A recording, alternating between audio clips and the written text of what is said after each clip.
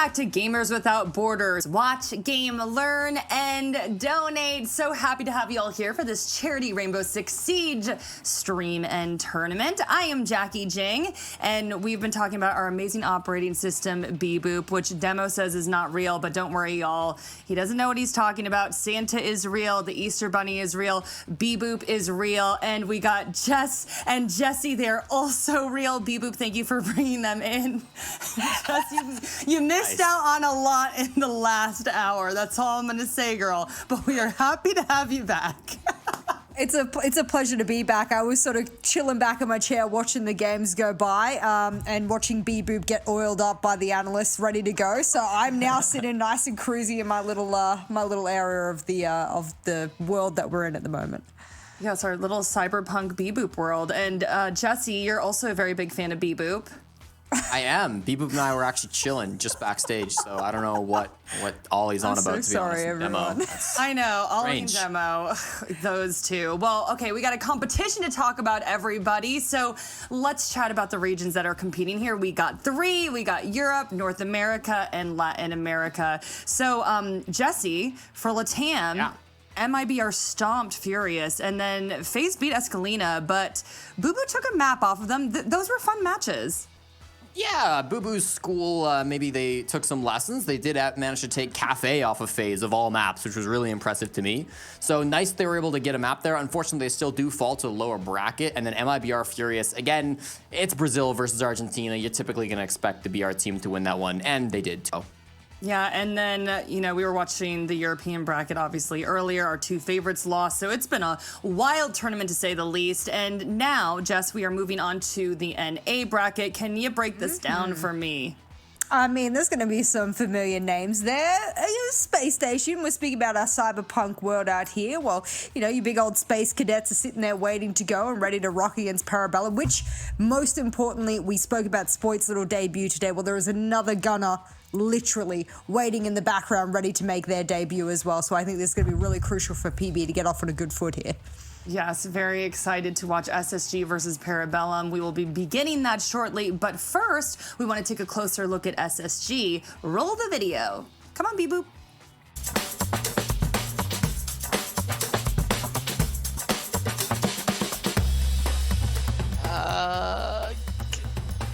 Game of Thrones. I would say Game of Thrones or Ozark, one of those two. It's so hard to pick a favorite for me, but Game of Thrones would be up there, so. Yeah, I feel like that was a solid one.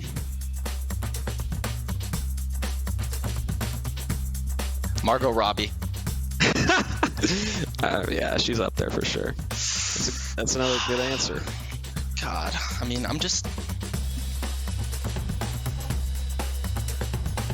Rampy doesn't care about cars, so I don't know. I have said there's one car I will Dodge Viper. Yes, that is it. Wow. Wow. Give me Nux. Give me Nux for that one. Honestly, Dodge Viper. yeah. One car that I want.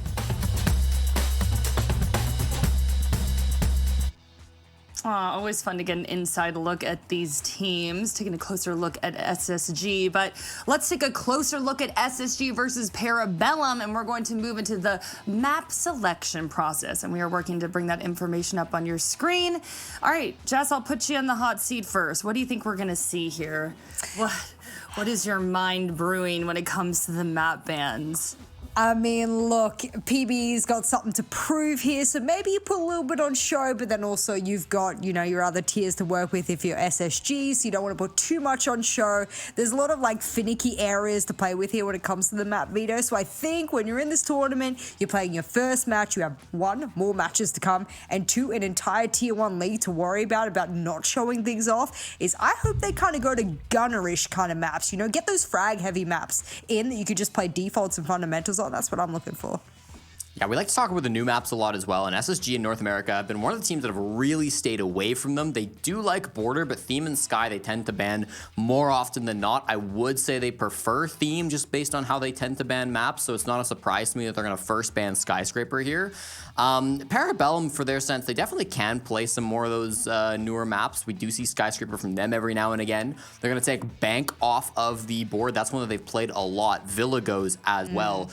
Interesting map still in the pool is Kafe. We'll see if either of these teams want to pick it. That's the map that these two played against each other in Stage 1 of the North American League. Now, there's been some roster moves from Parabellum, so they will likely not play it exactly the same, but still, I think there's a lot that you can draw from that. I felt that was a map that SSG really read Parabellum well on and shut them down pretty quickly.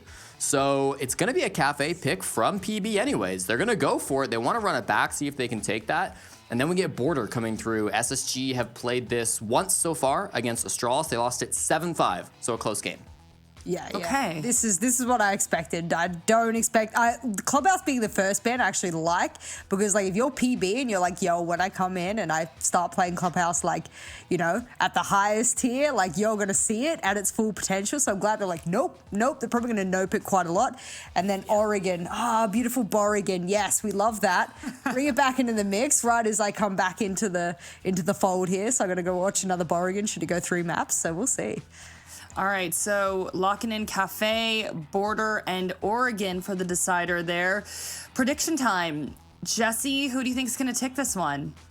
I think SSG are the pretty heavy favorites throughout this bracket. I think despite not making it to the major, they did still play very well last stage. And Parabellum, I mean, they lost a couple of their players. They've made some roster moves. They're very fresh. They couldn't even win the qualifiers. They lost and had to get a re-invite to the event. So I'm going to go SSG in 2. Hey, Jess. That was so brutal. Jesse, yeah. Oh my god, I might not, be spitting absolute brutality on the desk these days, but we've got another Jesse to do it instead, so that's brilliant.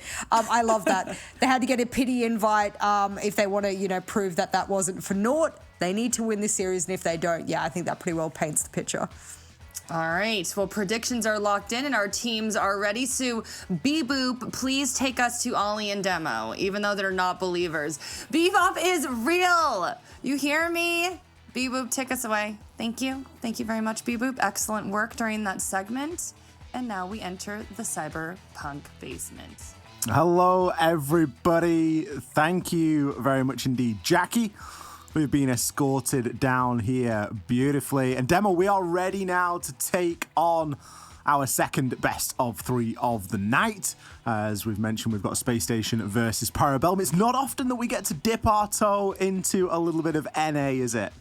No, North America. It's a region that we don't really get a chance to cast at all, Ollie, period. So it's nice to see a bit of a change of pace, hopefully, compared to the antics that we usually get to see up and around LATAM. So yeah, I'm excited to see some North America.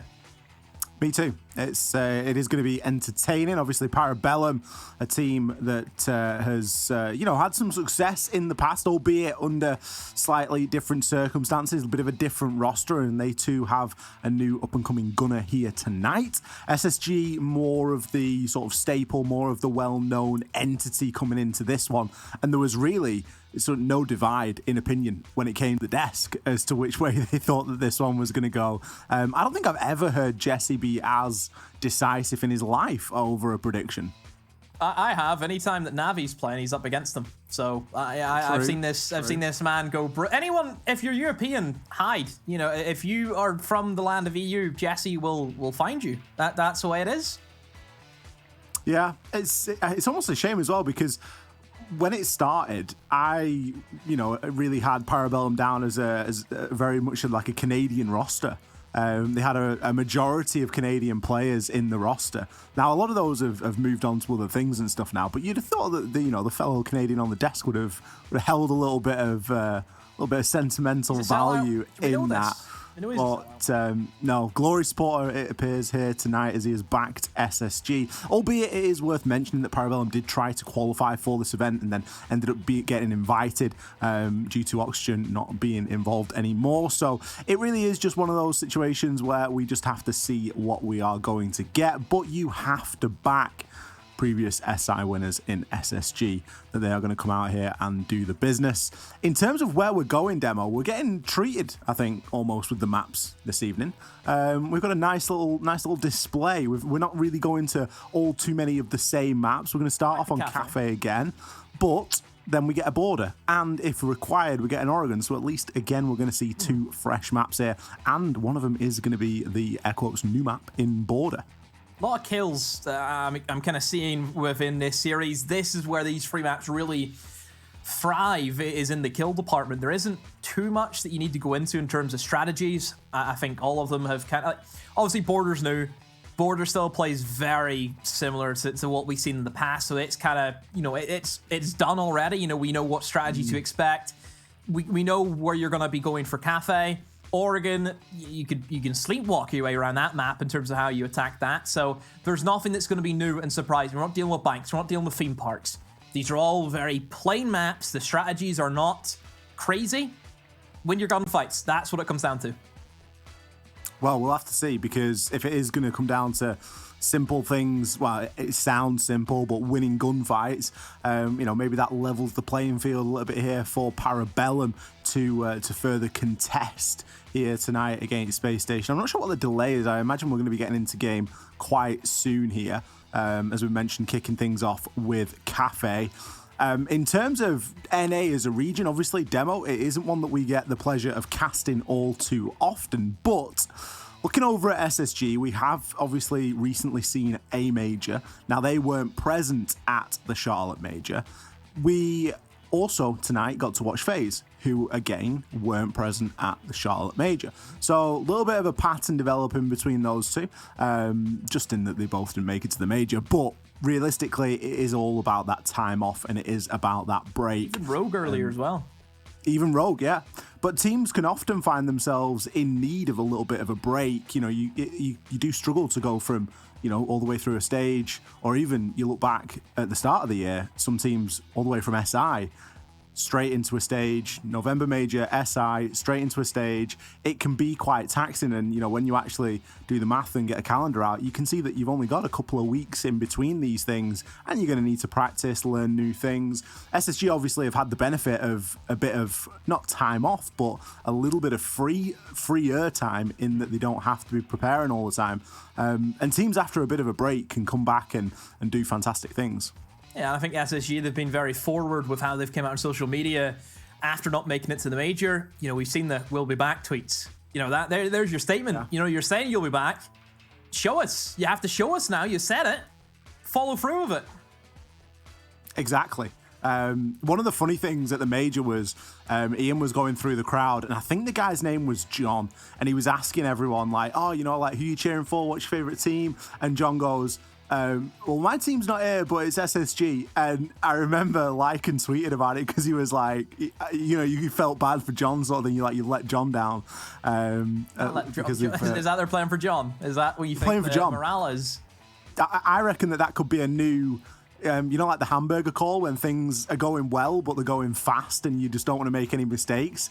It's almost like, you know, mid-round when chaos is just flying, bullets going left and right. You just say, remember, guys, we're playing for John, and everyone just slows it down, gets a drone out, jumps on a camera, and does what they need to get it over the line.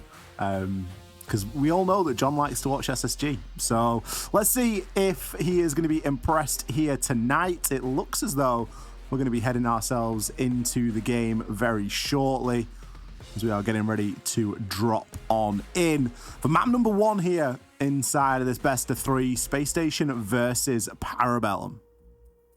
Obviously, we're getting a bit of a glimpse of what's to come inside of the North American League, Ollie, isn't it? I think that's another thing we have to take into account. Typically today, we have seen Tier 1 teams up against non-Tier 1 teams. These are 2 Tier 1 teams going up against each other, Ollie. So you have to look at it and think, yeah, this is going to be the kind of pre-show to see how both these teams are going to advance going into the next season. It is, and as such, you expect them to play a little bit differently, maybe, than they would if they were playing. Probably. Yeah, you know, they're going to be conservative. They're not going to be bringing, you know, their absolute best gear to this game. Although already, I'm loving the bans, because Azami's free.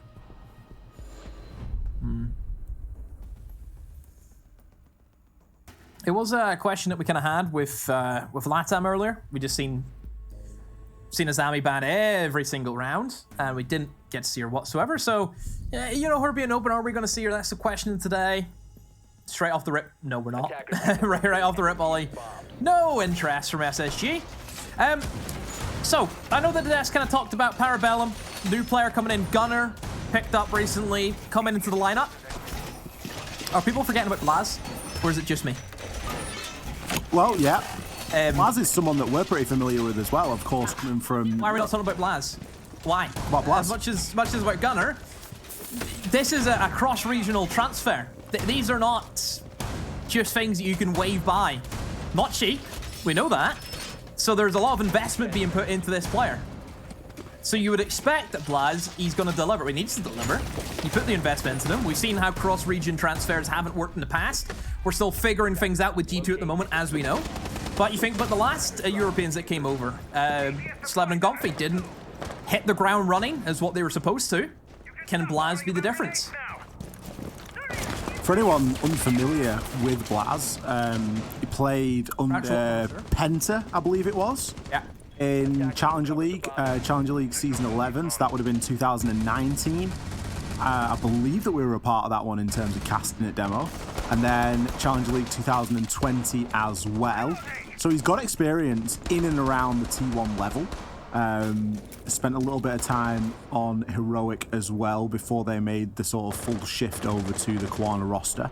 But again, as you mentioned, it speaks to the investment of, you know, getting these players and, you know, bringing them over because, you know, he's not going to be playing from Europe. He's going to be there. He's going to be in North America. Very true. Blaz is slippy. That's the best way to describe him. That's a classic. It's actually one of my favorites that I actually like to do, Ollie. You just simply walk in through the main door, up gold stairs, and wait for that player to rotate into that position. And it's a freebie all day of the week. And just little moments like that, that's where you can see that is so French. Isn't that kind of kill so French? That's the way you describe it. A little bit BDS in their prime-esque almost. Looking at Vitality as well. Well, ex-Vitality now, moving on to Wolves. Still weird that they're no longer Vitality because they're with them so long. Ooh, bit of aggression there from Skies. That Just gun. gunner down. I mean, that's one way to use the shotgun on Castle. It's not just good for opening rotates. If you want to stuff a barrel in somebody's face and pull the trigger, you're going to see a little bit of success as well. We did lose the Hibana C4 from below. So SSG, while they may have lost Fultz early, it really isn't going to be concerning them too much. Guys, has to dodge those nades as they get tossed in, but still holding firm. Hot and cold, 2 kills in the round. Blaz will take advantage of that misfire of the shotgun and even finds a third. Blaz has opened things up with a triple kill. All they have to do is find one more player as Penguin found Hot and Cold downstairs. A 1 versus 2. Both of them teamed up together towards the white stairs. Rampy, what can he do? Gonna jump in now. It's a great position. One lines up. He's seen the second, but just manages to get one and fall back now. 20 seconds to go. Penguin has the diffuser in hand. Rampy, back and forth they go. Around this pillar, who will make the push? A plant now. Starting to go down. Penguin will try and secure it. Comes off. Rampy sees him. Misses some shots, and Penguin fires through the rotation hole into long bar. Wow, that is as tense as it gets. But Parabellum come out on top. Parabellum on top, and it is all off the back of Blaz. Beautiful opener to kick things off. And it just snowballed from there. Saw a lot of success in and around the washroom. And I thought it was game over at that point. I honestly thought Rampy is just going to flick and find both. But Rampy played it well. Just to take one, take what was available and not push his luck. And then give himself a fairer gunfight later on to try and win that 1 versus 1. Penguin keeping his cool. 2 kills on the round. A real duo effort there from Penguin and Blaz. So much so that Space Station, they're going to drop off. They're going to immediately switch things up and take us all the way down into Kitchen. Yeah, downstairs, switching things up. Upstairs, it looked really good from SSG, being able to pull, what was it, 2 versus 4, but then I would probably say the surprising play was you'd Skies instead of Bathroom. Who was the player that jumped in after him? Why would he rotate into Bathroom if Skies were already there? Because remember, both of them died within a split second of each other. What were they up to? Strange play. Maybe a bit of a miscall or just trying to fill the hole. Not anticipating Blaz to aggressively push on through as well. I tell you what, though, I'm seeing a lot of Cybertruck holos today. I'm not sure how I feel about it. How do you think Hot and Cold feels about it as a scope? Because that was an incredible shot he just took onto Gunner. It's to shut him down. It's a site I'm not a fan of, but I've actually seen a lot more people use it. I think Pamba has been probably the most significant one we've seen with that scope, and maybe it's starting to rub off on some players. Who knows? But usually, if you see a lot of people immediately transition on something, it's because there's some small advantage that just isn't obvious at the start. But a pro player will look at it and go, "Oh yeah, that's exactly why." Like, is it the fact that the reticle is so small, like that dot in the middle is tiny? I just think it's dodgy. Blaz is on it as well. Answers, please. Anyone, call in. Let us know. Everyone that's got... So we've got Hot and Cold on 3 kills, and we've got Blaz on 3 kills. They're both using the Cybertruck holo. That is not a coincidence at all. Right, you go and test it out, and then you'll watch your eyes bleed, by all means. So Parabellum have just kind of crumbled. They've looked for their entries. They've been battled back. Kool-Aid upstairs, trying to use that skeleton key to open up some lines in towards Train. He has an inkling that someone's here, and he pulls out his own skeleton key. Both of them trading shots back and forth, but Faults on a sliver of HP will survive, and Skies, who was pretty much at main door like the entire round, finds another. Parabellum not even in that round at all. How Sky's been allowed to play there for the entirety of the round? Or one even open. No one even opens that door. Like, that's usually first on a lot of people's list. Literally inside a coat check and main door for the whole round, gets 2 kills, barely moves his feet, literally just hops over a window. Parabellum torn apart there. It didn't start great, let's be honest. You know, losing Gunner out there on the rappel, Hot and Cold upstairs, it wasn't ideal. Parabellum clearly wanted to go for a top-down clear, which is fairly standard, fairly normal approach for taking on Kitchen. But they weren't willing to make the sufficient adaptations after that initial plan didn't go too well. So it's all about adaptation, isn't it? That's the great teams in the world that we see, where if things are not going wrong, you can have that fix and you can rectify that immediately. That's just a strength that some teams have, and a strength that some teams are still learning to try and have. So SSG not going for upstairs Ollie again, wanting to go to a different bomb site. The kitchen did work for them, fair enough, and the mid floor is their choice. There she is, Ollie. What you wanted to see. Finally, we get to see a little bit of Azami. It's going to be Fultz, who is now my favorite player. I'm telling Furia. Let's see what he tries to do with it. I mean, at the moment, it's tense because he's really playing in a bit of a horrible gap here. I'm not sure he's going to get out of here alive. This is classic sandwich. The only issue we have is if someone goes to the other window, which looks like maybe Eska was eyeing up, instead his went against it. One way that I see Azami's used a lot is almost like deployable shields, like the old deployable shields where they're literally there just to block lines of sight. That's like the main thing. That's a great shot. Three-peak. Oh, great work. Have you also noticed as well what he's been able to also block up that little slit in that double wall, That's a Ollie? horrible, yeah, it's a horrible angle. That's smart as well. So he can sit here. Yeah. Nobody can touch him. Look at that, just... It's brilliant, isn't it? Because, zoning them. you know, you say, oh, I'm not sure Fultz is going to get out of there alive, and then you remember, hang on a minute, it's on to Azami. He can literally change the map. He can add walls. He can add surfaces that can't be seen through. And now Parabellum is sat looking at it going, well, that's entirely different to what we expect. We now don't know what to expect when we push through into Piano. They have been able to find a couple of kills.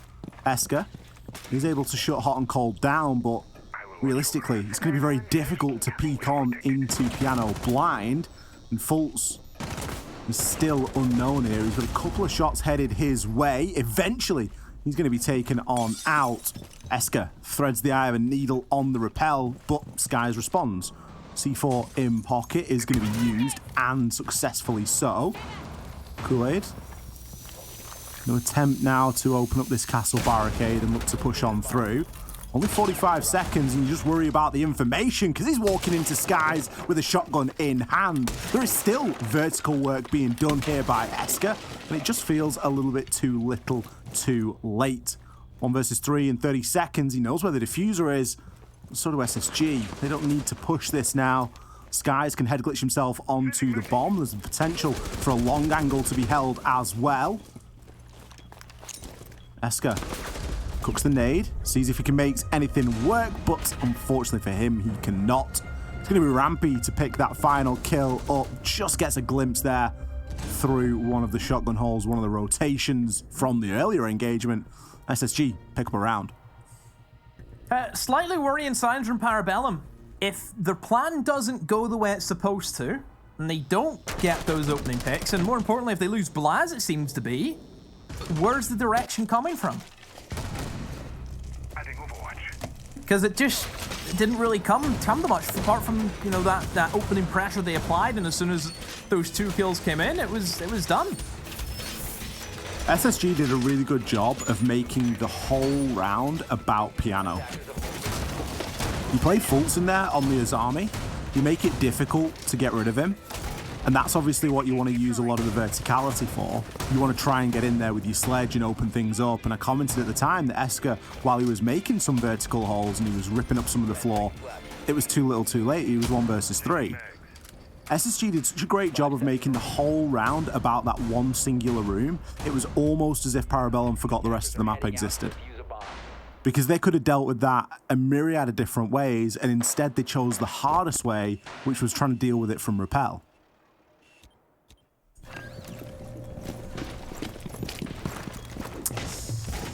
So upstairs, the biggest issue that SSG had was they just overextended too much. Like I said, they had Skies inside the bathroom. One guy then jumped into bathroom whenever Skies was still there.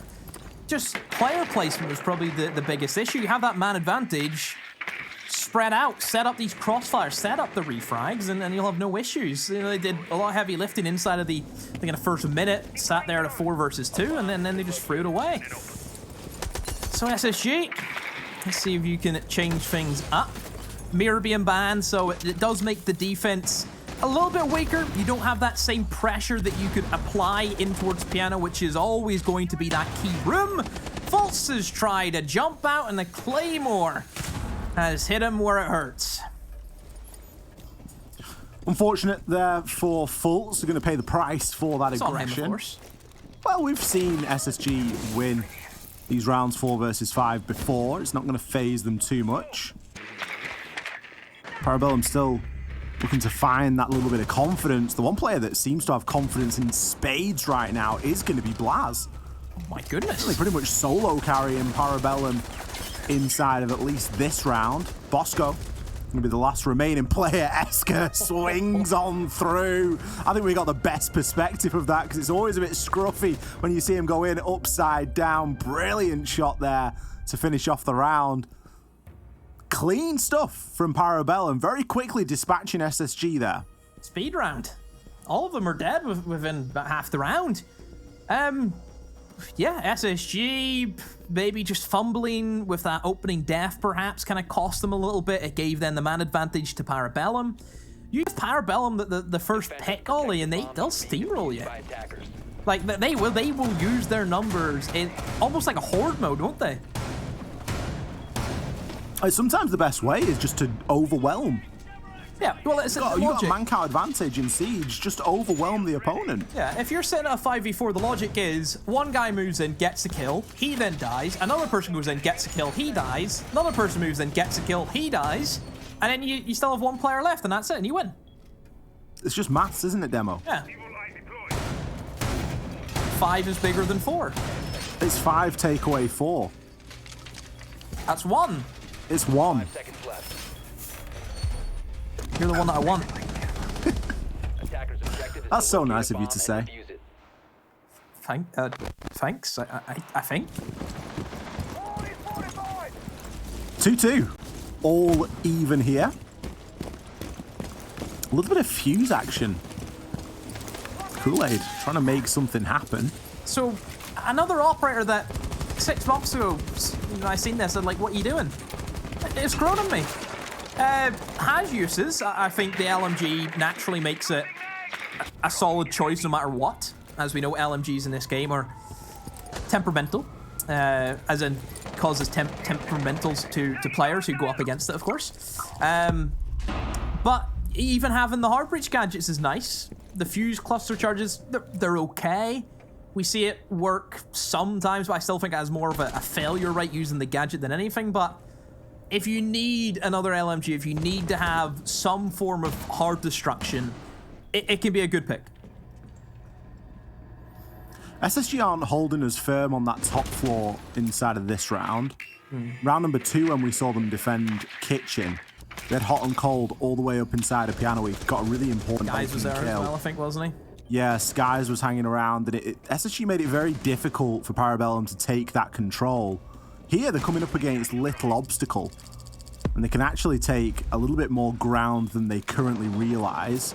It's real belt and braces stuff from them here, making sure they do a thorough job of the drone work and implement those lion scans as well. Now we're starting to see the cluster charges come through. C4 is going to be spent by Hot and Cold in an attempt to whack-a-mole. Fultz knows that there's going to be somebody likely pushing down White, but at what point in the round is that going to occur? Kool-Aid still trying to get these cluster charges down. He knows that there's likely going to be someone playing either in and around default or in and around the site, and he's really trying to take advantage of that. Another EE1D scan comes out to root these defenders in place. And if the LMGs are getting reloaded in the 40-second mark, it's because there is about to be a push on into site. And Penguin, he's going to be the one leading it. Yeah, he's done so well to get himself inside a coat, take that engagement against the Maestro, win that. It helps your side so much. You have that crossfire, you have that cutoff point. And it puts just so much more pressure on the SSG. It almost like fixed them into a locked position. Bosco somehow still alive. Rampy upstairs looking for a flank. 2 of them are upstairs. This could be massive for Rampy. 1 lines up. Can he find the second? Oh, yes, he can. Both of them go down. Rampy has played out of his skin to make that happen. And Penguin's probably thinking, guys, what's happened? We had that. Diffuser called upstairs. Runs nowhere right now, Ollie. Stuck in no man's land. Rampy, the savior for SSG. It wasn't the cleanest 2 kills that I've ever seen Rampy get, but it was 2 kills nonetheless. You could almost see the visible mouse shake as the panic almost set in there for that one. It was a great kill from Bosco, and Rampy just didn't know his luck there when he turned around and saw 2 players looking the cleaner opposite direction. Picked him up with ease. 1 drone, a Nomad air jab, a Claymore, anything would have stopped that from happening.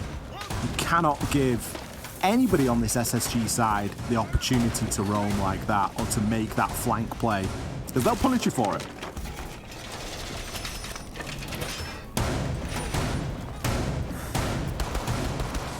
SSG, they'll take it. Much as you say it was sloppy, Ollie, a win's a win. That's what I always look at. Well, you didn't say it was, you know, it was cleanest. It wasn't clean, but if it wasn't sloppy. You're not clean, you're sloppy. No, I reserve sloppy for plays that displease me. Displease? Such as? I'll call it out if I see one. Oh, no examples? I mean, this could be sloppy if someone dies from a C4 through a hatch. That's a rookie mistake in my books. I would be very displeased. Looks like SSG are going for the double here as well. See?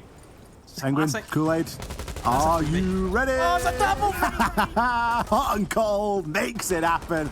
Picks himself up 2. And that is almost the round signed, sealed, and delivered. I'm displeased with Penguin and Kool-Aid, but I'm very pleased with Hot and Cold. It was a great way to get 2 kills. 50-50. Blaz just drops in almost to the heart of the upstairs right now, Holly. Has that LMG in hand. But where's he gonna go? Nobody's really in support of Blaz right now, so he needs to be careful, Ollie. He can get picked off and nobody can really assist him. Oh, Oh my goodness, he didn't know his luck. Pops up from the other side of the cabinet, and Bosco is staring him in the face. Bosco hitting a beautiful headshot there. Blaz getting some super unfortunate timing. Gunnar trying his best to make something happen and pick up his first kill of this game, but he too will be shut down by Hot and Cold, who is currently on 3 kills. Unsure if he's going to make it 4, but I don't think he cares. Eska is in the sight. The diffuser is miles away. There's still a minute and a half left on the clock. Skies puts him out of his misery. There's been some disgusting kills from SSG inside of that round. What a Pavlova. My goodness. So this happened, which you've seen that coming from a mile away. Well, Parabellum, the fact that they've let that happen it's poor from them. It is poor from them. That's a common thing that we've seen plenty of times. That's the equivalent of getting spawn peeked. That is literally the equivalent. You need to be ready for that. It's a cheap trick. Of course it is. It's a very, very cheap trick, because that is typically the path of least resistance to getting up on rappel, in that you've got fewer spawn peaks to worry about. It's a shorter distance. So, and you can also put your drone on the ledge, and it looks really cool when you put your drone next to your teammates and go and pick it up and then get on rappel together. So that's usually why we see people opt to rappel up there. But the downside is, you know, all you've got to have is one person who's got a good set of headphones and good knowledge of timings, and it's a free kill or 2, sometimes even 3, from just a single C4, and at that point the round is very difficult to come back from. So SSG take a nice healthy lead, 4-2. But Parabellum, they now get the defense, and they can easily bring it back. They can. That's just the way Kafe can fluctuate between sides. So let's see how Parabellum want to do on the defense. They themselves have brought out an Azami right off the rip. Azami makes a lot of sense for that piano, doesn't it, Ollie? Where there's a lot of different angles. We've seen Faults display that very well.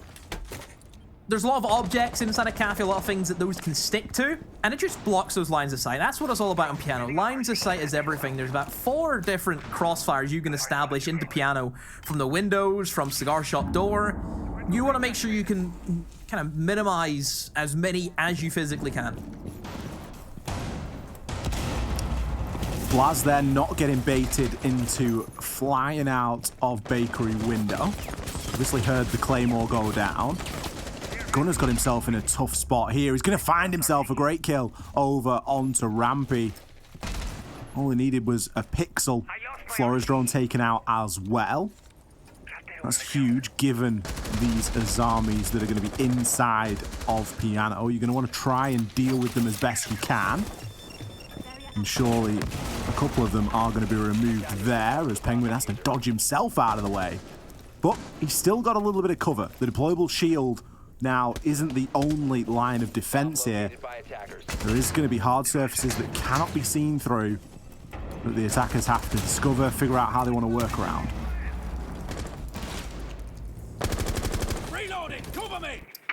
Minute 15, not a lot to work with. SSG need to try and hurry things up and establish control in towards Pixel and in towards Bathroom Ollie.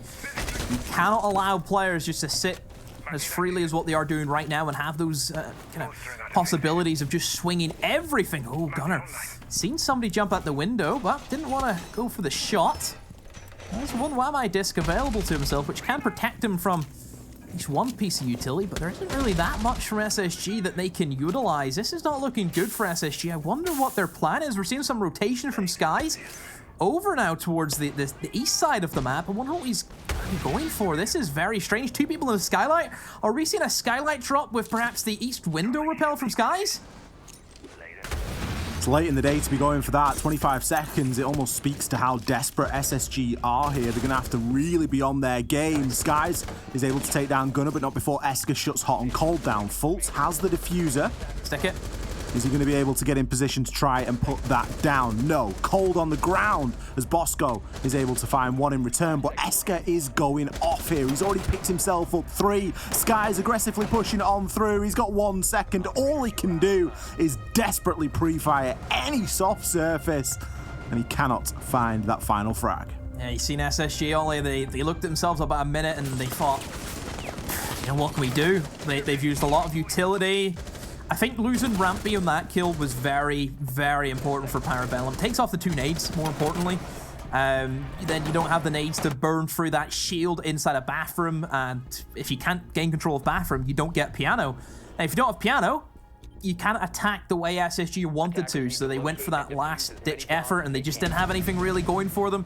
They can try their best, but there's going to be time on the advantage of Parabellum. Being able to plant a long desk is so tricky to do if you don't have any kind of piano control, so yeah, overall, I think SSG, it was just losing Rampy probably with those 2 nades affected them quite heavily. I would agree. I think losing Rampy and not getting full value out of the Flores drones either. We saw one of them get taken out quite softly. Albeit there was the value gained from Flores in the round, but when you lose the nades, you've then got to squeeze every last drop out of everything else in order not to fall behind. And especially with the sort of soak nature of the lineup Parabellum brought, it was all just a little bit too much. We are going to see Azami brought again, so it's clear that Parabellum are Azami enjoyers. Maybe not lovers just yet, but certainly enjoyers. They've managed to incorporate it into a lot of these defensive rounds so far, and why not? It can be very oppressive to deal with. We've seen that demonstrated here in this game already. SSG now going to try and come up with their plan to attack onto this kitchen side. Yeah, kitchen should be quite run-of-the-mill for Spacestation. Do their full roam clear out, make sure every stone is overturned, looking for anyone that they can. They have that Jackal, which will, of course, assist with that. You can go for that hunt. You can go for the lockdown of these roamers. And even the Gridlock makes an appearance in Operator, which is usually outclassed by Nomad. But I think Kafe's probably her best map that we see her on. I think the fact that there's staircases that you can just lock down very easily. You have the smokes, more importantly, which comes in very handy for an execute in towards kitchen, for example, where you can cover off a lot of those different crossfires and different cuts that defenders try and play those long angles from. We see a lot of these days, so I think it can be quite consistent that you get with the Gridlock, whereas Nomad, you don't get those smokes, so it's obviously still utility burn with flashbangs, but it's really down to team preference. They both do the same job. It's just how do you want to choose? Which one do you want to go for? It's kind of strange, isn't it? Because we do see Gridlock chosen a lot more often on Kafe than anywhere else. Everywhere else it's Nomad or nothing. Nomad or Claymores or, you know, whatever. All 3 of them are flankable as well, which I think we see common on Kitchen, isn't it? Yeah, I just think Gridlock slept on everywhere else because I think Gridlock's really good on Kafe. Look at what Blaz has done in here. He's got so many things blocked off. That is such a horrible corner to sit in now. He's gotten rid of the top of the door into Freezer. He's got something on the counter. Why? What do you do? You need to get some nades in, but the Wamai discs are going to be there. One of the biggest issues with sitting in this position is that somebody can sledge an angle above kitchen, and if you then prone, you can see directly onto Blaz's position. But since he's put up those concrete barriers, you can no longer eliminate somebody inside of bunker, so it's a big issue now for SSG that they have to go against. And even look at this peak as well, Ollie. That is disgusting from Blaz right now. There goes the flashbangs, try and burn up as much as they can. The nades, I'm sure, will follow. Rampy finds Kool-Aid, and Blaz just gets strutted on. It's going to be a quick push in from SSG. That hold is crumbled now, and the diffuser is going to be planted towards the cover. There it is, Hot and Cold is able to shut it down. Diffuser does go down. Rampy almost walks into the crossfire of Gunner. Now a 1 versus 2 for Gunner. See if he can make this happen. The new boy to the team. Going for the peak, sees the Finka, will down the Finka. Has one more, knows exactly where he is, and Gunner with the quad kill clutch. Phenomenal from Gunner. His debut hits a home run. Drags his team out of that kitchen defense, and Parabellum squared up 4 rounds apiece. What an incredible clutch there. That is going straight into the highlight reel. Make no mistake. Played it beautifully, got the glimpse of the elbow and shoulder onto the Finka, and the rest was history. Bosco feeling safe there in the plant spot, and he should have done. You know, we got to see both sides of his army there, Demo. We got to see the side of his army where it can be very difficult to peek, and it looks as though Blaz is going to be extremely safe. Then you see a coordinated team like SSG try and deal with it, and you go, hang on a minute, this isn't looking great. Blaz is full light flashed, and he gets taken out. Now I know what we should do. We should plant where the defenders have made even safer. Where's the safest part of the site? It's where all the Azami's are. It's where Azami was playing. Gunner, right place, right time, was able to come in and find the clutch, but it was by no means a guarantee. That's certainly got his blood pumping, considering that he didn't get a single kill on the attack, Demo. He was having a bad game. He's not doing too badly now. Yeah, he's definitely pulled himself together on the defense. He was 1-6 at a point there, as we know. So, yeah, he's done extremely well. I would say that as soon as we seen Rampy die, why is Gunner then not dead straight away? Because you think about that swing. That's in the open. That is as plain as day, it's in the open. So you should be seeing that swing immediately and just trading if you're SSG. Probably the Azami in the way. Even still, you swing that. You just have to go for that refrag. They should have been saying, if I die, you swing. Difficult position for sure. Terror drone there being used to open up the hatch. I believe. Maybe a bit questionable. Perhaps it was there inside of the skylight. Instead, we see the remnants there. I'm just trying to open up a couple of lines of sight. Maybe something to work with. Parabellum are going to feel pretty good after that round. That could be a nice little boost they need at around the halfway point, just to give them that confidence to continue on. They're contending very well here with SSG, and as you mentioned, Demo, Kafe can be one of those maps that does flip and flop a little bit. And we're sort of seeing that here.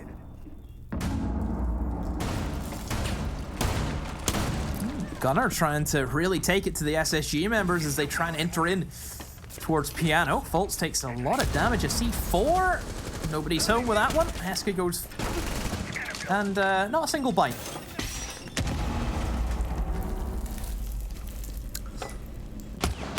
Heska will, of course, have to give that another go at some point. Penguin gets droned there at the top of Lumber. SSG have taken a good amount of control here, but they've still not done anything to deal with these two players. Kool-Aid going to find his first kill of the map. Rampy immediately in position to trade that off, though, 1-for-1. Don't really want to be losing Kool-Aid there. He could have, of course, dropped, but with the time where it is, SSG have still got a lot of work to do here. Vertical angles to attempt to open. It's going to be Skies' job. 20 seconds, plenty of time still. As long as they can start looking for these picks in the bomb site, Skies needs to be hitting those, but Gunner just continues that rampage that we seen last round. He's now actually an even KD from where he was. Ollie's done really well to pull himself back, but he needs to get a few more. Actually tanks an aid and ready with that shotgun. Rampy, if you drop, you are a dead man. Rampy knows that, and instead he's going to try and pick up a kill, or at least bait Bosco out beforehand. Bosco meets his demise, and Rampy says, well, there's nothing really left for it, guys. I have to follow. I have to drop. Two out of the three remaining players there for SSG, all falling inside of the laundry. I mentioned, Demo, they did a good job of taking the map control, but it cost them a lot of time, and they didn't deal with the players up there. They were only able to get one kill on that top floor, and it really came back to hurt them, because as soon as we saw Parabellum drop back to site, that was it. Parabellum have just ignited themselves on the defense, Ollie. Haven't dropped one yet. And now they're back for the full rotation. This is now the upstairs defense. SSG last time really struggled with losing an opening def from Rampy, losing that bit of utility, and there's just too much. Just look at the lineup. You've got the ADSs and the Wamai discs. The Azamis as well. Honestly, even Azamis now are forms of utility soak. Very difficult to deal with. They act like shields, don't they? Like, they act like the old deployable shields. They are there just to cover off a sightline. It's better than an old deployable shield. You can put them anywhere. place it anywhere. Now, albeit the placements, they do take a little bit of learning.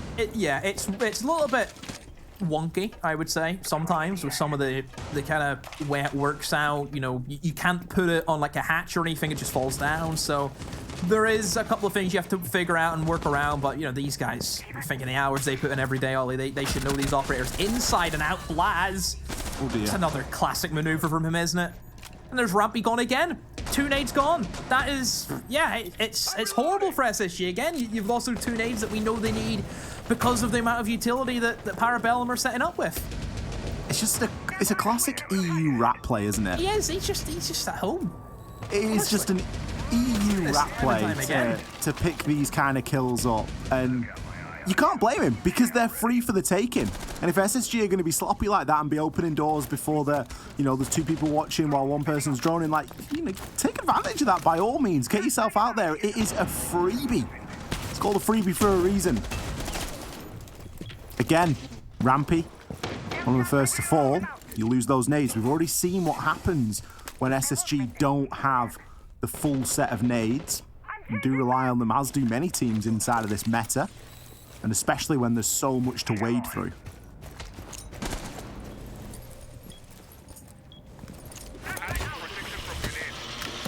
There goes the utility burn. The my discs starting to rattle off, and then straight away Parabellum, they'll know what SSG are going for. They're kind of locked into this east-sided take now. The fact that they don't have those extra set of nades, they can't contest in towards Piano.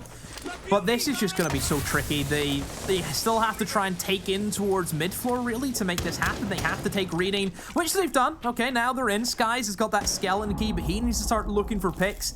He needs to try and rattle some of these defenders. Looks like Blaz actually stuck just in the corner where Fultz is, right beside his window. Fultz probably should have had that second kill there as well. Gordon exposed himself for quite a long time, but still a minute to go. And Parabellum don't look too shaken. Kool-Aid just goes to the swing onto the window, and we'll find Bosco. Things going from bad to worse here for SSG. Sky's still below, trying to make good on this skeleton key. Got a bit of info to work with here. Gonna try and open up the hatch. It almost just gives Parabellum another option here. Hot and Cold gonna be on the rappel. Trying to find something. The Toxic Babe canister is going to keep him at bay for now. Kool-Aid playing in a much more aggressive position now. Not quite underneath the skylight, but almost. Fultz, that's a messy engagement there. How is Gunnar still alive? And how does he pick up their kill? Kool-Aid and Esker. They all fall like flies. 3 kills in 1 second there. Parabellum take the lead. They're a very explosive team, this Parabellum side, aren't they? And they're a joy to watch. They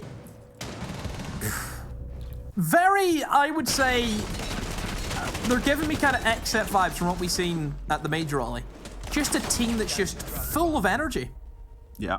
Aren't they? They just, the confidence, it's there. You know, look at the momentum that they've had. 4 rounds in a row. SSG now going for a pause. I'm very impressed. Very, very impressed. Is the pause a little bit too late, Demo? I would say they should have paused probably after that kitchen round. Yeah, I would agree. I think that kitchen... There's probably a lot to dissect from that kitchen round. Certainly in post-match anyway. Because you should have had that 4v2 at stage into a 2v1. It is. You know, you have to have those all day of the week, and you just have to try and calm the boys down at that stage because, yeah, it's gonna be a bitter pill to swallow, isn't it? This game's gone both ways because, you know, we had the Rampy round from SSG where he was able to clutch out, picked up 2 kills on the rotation when Parabellum were attacking into kitchen. So for me, it's one of those, you know, this scoreline could be 5-5 or it could be 4-6 to either team. There has been a couple of clutch rounds that have really, you know, could have gone either way. SSG choosing now to take their time out to see if they can gather their thoughts prior to going in what could be the last round of map number 1 here. Parabellum, though, unshaken. And you think about the games that some of these players have had. Gunnar didn't have a kill until he got onto the defense, and then picks up, I think he got 1 kill in round number 7 and 4 kills in round number 8. You look at Kool-Aid, Still only 3 and 8, but he's had 2 really important kills that I can think of. Stats really don't mean everything here. Rampy, I think, struggled with the opening kill department, which is strange to say, isn't it? She just see what Kool-Aid's done, by the way. I didn't. He's just shotgunned out the entire kitchen wall. 5 seconds to go. Yeah, they did that last time. It was a little bit less. Yeah, it was less than Sorry, that. there was a little bit more remaining previously. Yeah, it wasn't as much, so the entire wall it's gone. That's like the Tachanka way of approaching things. That's the play I'd go for if I'm wanting to troll my games. That's what you do. If everyone's been there, you just thought, you know what, I'm just gonna shotgun open the wall. Are you admitting to trolling games, Demo? Of course. Well, depends how I feel. Sometimes it swings. I like that one. Yeah, that's good Because because the flexibility. It's so flexible. that gives you just an extra bit of protection. You know, it gives you potentially a swing as well. You know, like I said, these play like shields. That's the point of them. Look, it's just wasted a Flores drone. That's how strong they are, is that it's going to warrant Flores drones to be sent in. There's still magnets to try and deal with as well. And there's really nothing stopping Penguin from swinging around and placing another. He's still got 2 in pocket currently. Could do just exactly that. Gunnar is getting a little bit aggressive here, maybe a little bit too aggressive. Not sure if SSG know that he's crossed. It isn't really going to matter given the fact that we got Fultz going the wrong way, although he will make a bit of a turnaround. Gunnar tries to... Oh, it's just so free. Gunnar sitting in front of the double window into Bakery and picks Fultz off. You're going to be fuming with that one if you're Fultz. You've gone this way, you've gone that. You've not really known what the play was. Fortunately, this time, Rampy is there to drag one back. So it looks to be a restaurant VIP sided take from Space Station at the moment. Blaz is gone. He was upstairs, out and about, seeing if he could cause some issues. But it will be a 4 versus 3. Penguin, I like this angle, and Rampy has to be careful. This is... I can see an ill really come out from Penguin here. Rampy, is he going to walk into it? No, Penguin! He bottles it, and Rampy punishes him for not hitting his shots. Maybe just pulled the trigger a little bit too early. Ollie didn't wait for the clear lineup. Who knows? But SSG, they'll be happy with that kill, and now they have a 4 versus 2 to deal with. One man inside a cope, no chance. Rampy on a tear, and now Gunnar. We seen him clutch inside the kitchen last time, but it was a 1 versus 2, not a 1 versus 4. This is a completely different beast to tame. Gunnar, has he been missed drone? Looks like he might have been. More drones being sent in. He's just gonna lie. He's just gonna wait and there's Rampy. There he is. Just goes to show what happens when Rampy's still alive, right? Yellow ping. I mean, they may have had a yellow ping, but Rampy still was able to get, what was it, 3 got a quad. kills inside of the round before that last one. It was looking so good as well. Gunnar picking up the first onto Fultz, but SSG more than happy to take their time in that approach. It was nice how they really didn't commit too much into the Bakery. There was no sort of sunk cost fallacy of, oh, we've already put a Flores drone in there, we've got him on the ropes here sort of thing. It was just, we've lost Fultz to Bakery door, we need to shift our attention, and Fultz was making his rotation round to main anyway. Good call from SSG, the timeout clearly working there. It's been able to steady the ship. They've dragged 1 round back.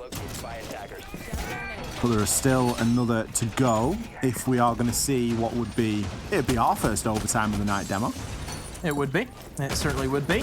I like that VIP and restaurant side to take from SSG. It's probably my preferred way to attack kitchen. I think going in from that side is a lot more favorable than going from Bakery. I think Bakery, you're at the mercy of a lot of long angles being played in. I think Coat is also notoriously more difficult to really root out if you're attacking from Bakery. So I just think there's a lot more benefits for going for the backside rather than that frontal assault in towards Bakery. So SSG, strong attack, very, very solid from them, but they still need 1 more round if they want to take this to overtime.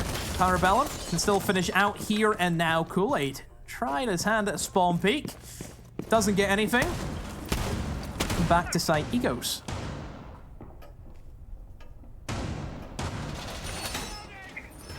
Parabellum, of course, still with their timeout, should they choose to use it after this round if we get there. But SSG, now is the time for them to really turn it on. They felt as though they were approaching things a little bit differently in the previous round as well. Now that experienced roster, so you would expect them to be able to make those micro adjustments mid-game when it really matters. Skies is going to try and burst his way through into Piano here. As the Flores drone buzz is ever present. Always getting the Flores drone out there somewhere to deal with something. Fultz is very busy in the Rotero drones. Sky's in position to assist. We've got Rampy over on White Window as well. Just slowly looking to cut down this top floor and further the advance here. We did this previously, but we did see Parabellum come up with a couple of kills here. And that's going to be important here now. We do see the drop-off. Kool-Aid there, not looking to try and stick around. Recognizes that the Selma charges are going off from Freezer Wall and are going to start to expose him. And instead, they're going to give up this location. Self-destruction starting to make their way in now, SSG. This is a good timing as well, only a minute 10 still left. Eska with C4 kill on default. It's a good kill to get back, but still SSG, I would say, are in firm control of the round. It's just a matter of timing for them. Don't want to leave it too late.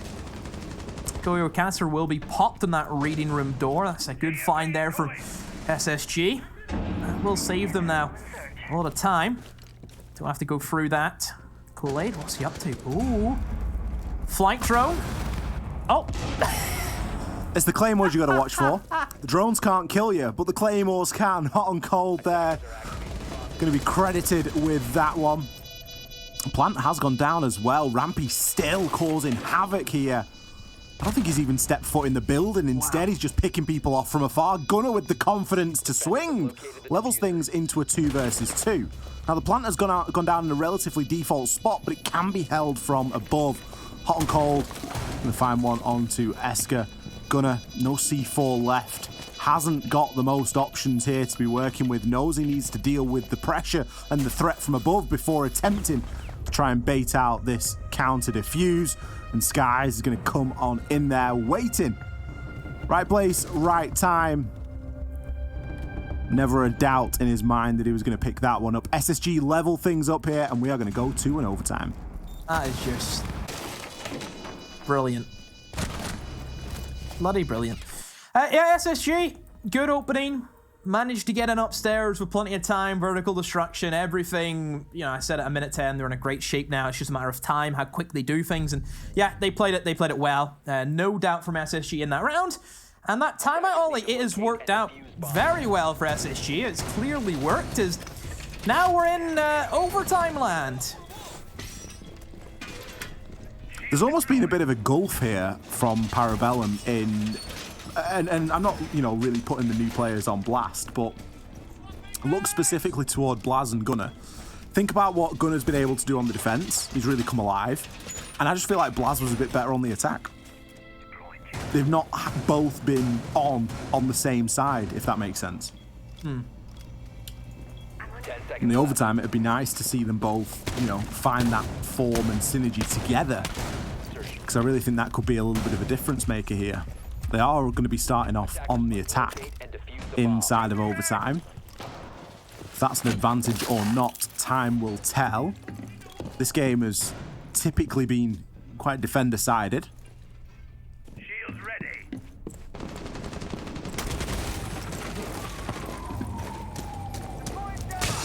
I am excited to see how Parabellum now are going to come back. You looked in such good shape, didn't you? You thought, you know, okay, we can do this now. One more round, and that's us done. We move on to the next map, but now SSG's pull it back, and also Parabellum, they have to go onto the side, which has not been favored for them. They're back onto the attack. How will they respond? Because this is where it's really make or break. Worth mentioning as well, this is Parabellum's map choice, so you would expect them to be comfortable on both sides. And that, I've just not really got that feeling from them so far.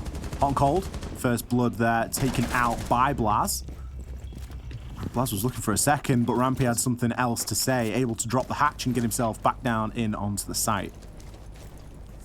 It's been a recurring theme, I feel, for Parabellum, as Blaz is so good at finding those kills, but as soon as he dies, there's never a trade. And that's probably the only thing I would say that Parabellum are probably lacking in these attacks, is you need to be able to follow up with Blaz. He can be a Bloodhound, he can go out and sniff those kills, but if something happens to him, you need to be there, because then it's just a wasted opportunity to get a kill back in your favor. Yeah, it's finding the balance of, is Blaz playing too far ahead or is his team just playing too far behind? Because it's one or the other. And where's the middle ground? Because that middle ground would probably be quite a nice place to be. Blaz has been really good on the entry, but the trade after that entry, the second entry, it's not really been there. And again, it speaks to the sort of the hot and cold nature of Gunnar and Blaz and the way that they perform. You know, Gunnar's been fairly good on the defense, Blaz has been more consistent on the attack. So once they find that together, it will become quite dangerous. I imagine that Gunnar's going to be playing sort of second entry there on the Finker. You would expect him to be fulfilling that role, either that or Esker. Penguin going to get caught out in a goo mine there. It's going to give a little bit of info away. Really going for this Finker Lion combo as the wall is going to start to be opened up. There's a bit of info available here as well as Esker is able to shut Fultz down. Parabellum have actually made their way into the bomb site. Diffuser will now be stuck by Kool-Aid. Gunnar has that cover of the LMG, and successful plant will go down. Now Parabellum have all the cards in their hand. SSG have to try and cheat the deck, cheat the dealer, but Kool-Aid is ready for Skies on that approach. Rampy upstairs. Nobody is here for Parabellum to give themselves a free kill. Penguin drops back over towards the red stairs, finds that free kill as Rampy runs straight at him. Parabellum, great attack. They've cracked it, Ollie. They're back in the lead. Well, they couldn't do it in regulation, but maybe they can do it in overtime. Match point again for Parabellum here. This time, going to be switching over onto the defense. Great attack, by all accounts. You know, I think we were quite critical of the sort of desync between Blaz and the second entry there, and the fact that there was no trade coming off the back of it, but it proved to be an important kill nonetheless, and more importantly, they were able to get it over the line. Great synergy with the Lion, Hibana opening the wall up at the right time, making sure that they were really pinching and pressuring the players on SSG and gathering that info. Now they can go upstairs to where it all started. Bar and cocktail to see if this is going to be where Parabellum finish things off, or if we're going to go to maximum OT, which is still, of course, a possibility. So we head back up to the top floor. It has been a bit of a ride for SSG as we've seen them attack out this bomb site. I think the natural thing we kind of look at is Rampy kind of getting picked off a lot of the time as we look towards his nades and how strong they can be. Blaz with the spawn peek onto Bosco. A hard breacher down. What a kill. How have SSG let him get away with another play like that? That must be, what, his fourth play like that this game? Match point as well. Like, this is for all the marbles. This is match point, and Blaz is still going out there spawn peeking. Spawn peeks should be punished. There are no two ways about it. The attackers have better scopes and better guns for dealing with kills at range. Blaz just doesn't care. Able to take down Rampy, not before Rampy shuts Esker down, but look at the damage that's been done here, Demo. We've seen how SSG operate when they don't have Rampy. We've seen how they operate when they don't have Bosco. That's two key pieces of the puzzle there. The hard breach is gone. A large part of your kills are gone. It's not going to be easy from here on out. Can Skies find a freebie, get some good damage onto Blaz? Wasn't able to find the head. Will only chunk him down by just less than half. SSG left with pretty much a single doorway, single window approach here. Time to get through that. SSG stunned for that opening pick. That wall right beside Fultz will not be opened this round. Have to just brute force their way through. Fultz, almost catches Penguin as he was crossing in towards that piano back, in towards Pixel. So that's a kill opportunity that has been missed by SSG. Looks as if they've slowed down, and right now, I don't think they can afford to slow down. Only a minute 10 left. We know the walls aren't going to be opened up. They're headlocked into walking through doorways. This is not going to end well for SSG, I fear. It's really not. Hot and Cold are going to try and make his way on in. Fultz gets himself into an engagement with Gunnar there, but Gunnar narrowly gets himself out alive. Start to hear the smoke canisters going off as well. Gunnar will rotate and pick up Hot and Cold. SSG now falling one by one here. Fultz jumps into the Rotero drone, seeing if there's any info he can gather. Makes himself a bit of a rotation into washroom as well. The Toxic Babe canister's still doing a great job of slowing any approach that Skies could hope to have. Skies seeing if there's anybody inside of the freezer. There is, of course, as we can see, but they're not that deep. Another Toxic Babe canister comes out and it's going to rip 50% of Skies' health clean away. Fultz now rotates on himself. But Parabellum, they're playing slippy. They don't know where they are. And Gunnar is going to find the final kill over onto Skies. Parabellum successful here in overtime on Kafe against SSG. That was map 1 inside of this best of 3. Brilliant work from Parabellum. Very impressed with this side. SSG, a couple of things surprised them. You know, Blaz being able to get away with those plays time and time again. It shouldn't happen, especially whenever they've done that onto the hard breacher. And whenever you think about that top floor, that red one needs to be opened up. And if you don't have that ace, it's so difficult. And SSG, you know, they felt the full wrath of that, didn't they? They really did, and you know, any team would. You know, if you lose your sole hard breacher, any team is going to have a hard time.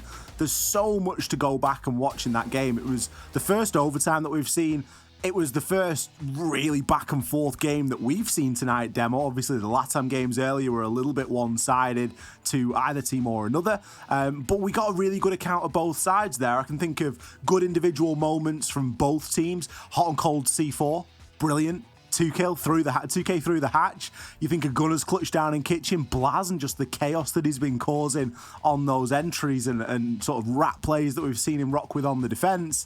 It's been great to watch, and you know, long may it continue. I think we're going to be in for a pretty good series here because, you know, we know SSG and we know that they're not a team to back down from a fight.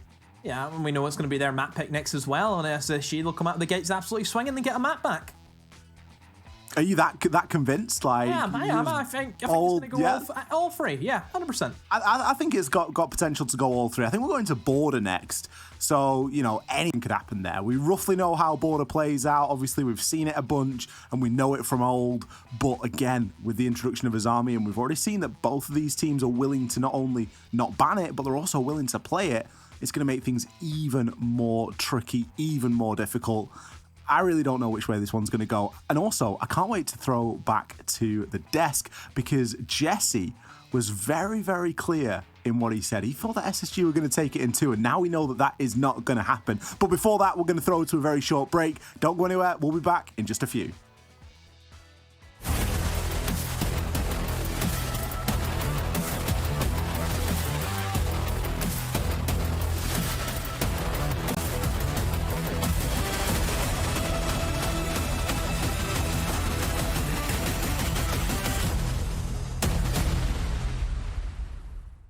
Progress is a race that has no end. After every finish line, another challenge awaits. How can we continue to push innovation in a sport at the forefront of technology? This is how.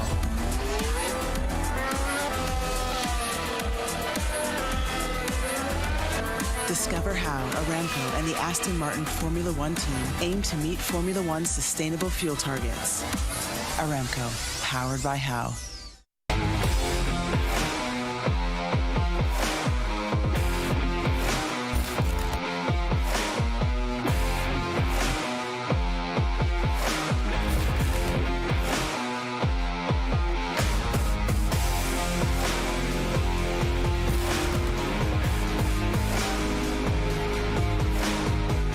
We know you hate it when you have to wait to get back into the game, but the wait will end in seconds. In real life, some people don't have the option to restart. Millions of refugees and displaced people have their lives on hold, eager for a chance to move forward.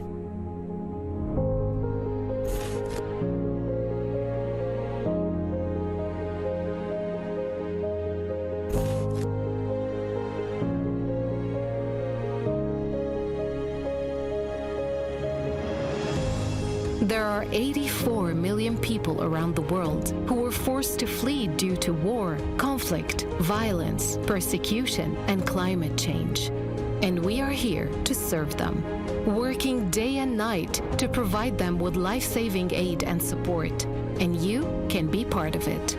You can help people forced to flee gain access to life-saving aid like shelter, food, water, medicine, and much more. Donate to UNHCR. Help refugees and displaced families rebuild their lives.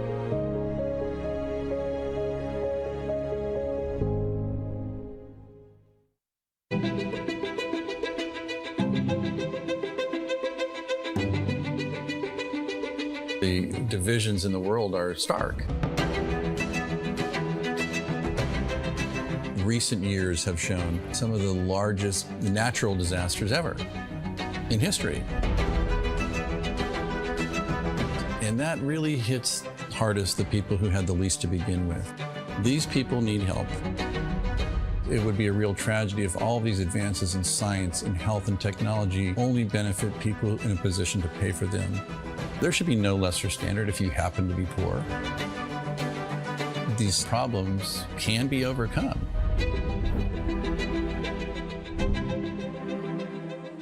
Direct Relief is a humanitarian, nonprofit health organization. The focus has been on the least fortunate, most vulnerable people. On a good day, things are tough for a lot of people in this world and in this country. And what we can do is mobilize private resources for their benefit and make it available free of charge. We're the first nonprofit in the history of the United States to obtain accreditation just like a commercial distributor. And it's been expanded geographically to every country in the world and every state and territory of the United States. What's now Direct Relief officially was started in 1948 as a private effort of a war immigrant businessman named William Zimden. The basic guiding principles of a war immigrant businessman really influence what Direct Relief has done ever since. And they begin with just serving the people who need help. We have this great privilege of engaging with people who come in from very different backgrounds, but with the same purpose of trying to just do something good. It doesn't matter if you're typing or talking on the phone or working on the warehouse floor. They're all part of an effort that means something bigger, and that is the fuel that kind of keeps you going. It gives you some sense that there is a way to make meaningful progress, even for a little organization that started at a kitchen table, but that's what provides motivation in life. The notion that many people, just by virtue of where they're born, the color of their skin, the country they live in, they're going to get sicker, they're going to stay sicker longer, and they're going to die sooner. That's pretty good motivation.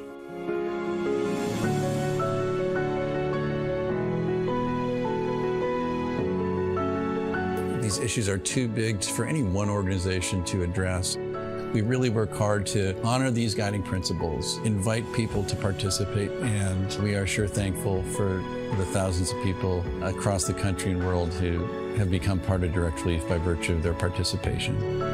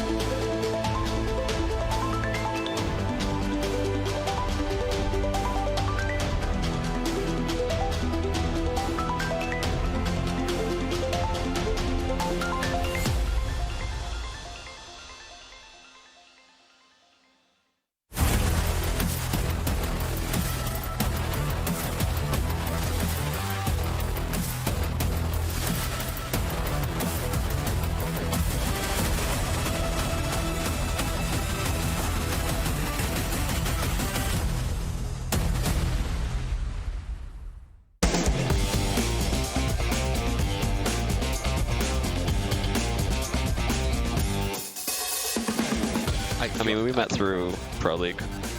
Yeah. So when we were, we decided to make a change, we were like gunning for Bosco and like trying to try outs and just praying that we could get him on our team because we thought he was one of the pieces to the puzzle that we needed. It's been a really like fun experience, and yeah, he's like a big brother to me.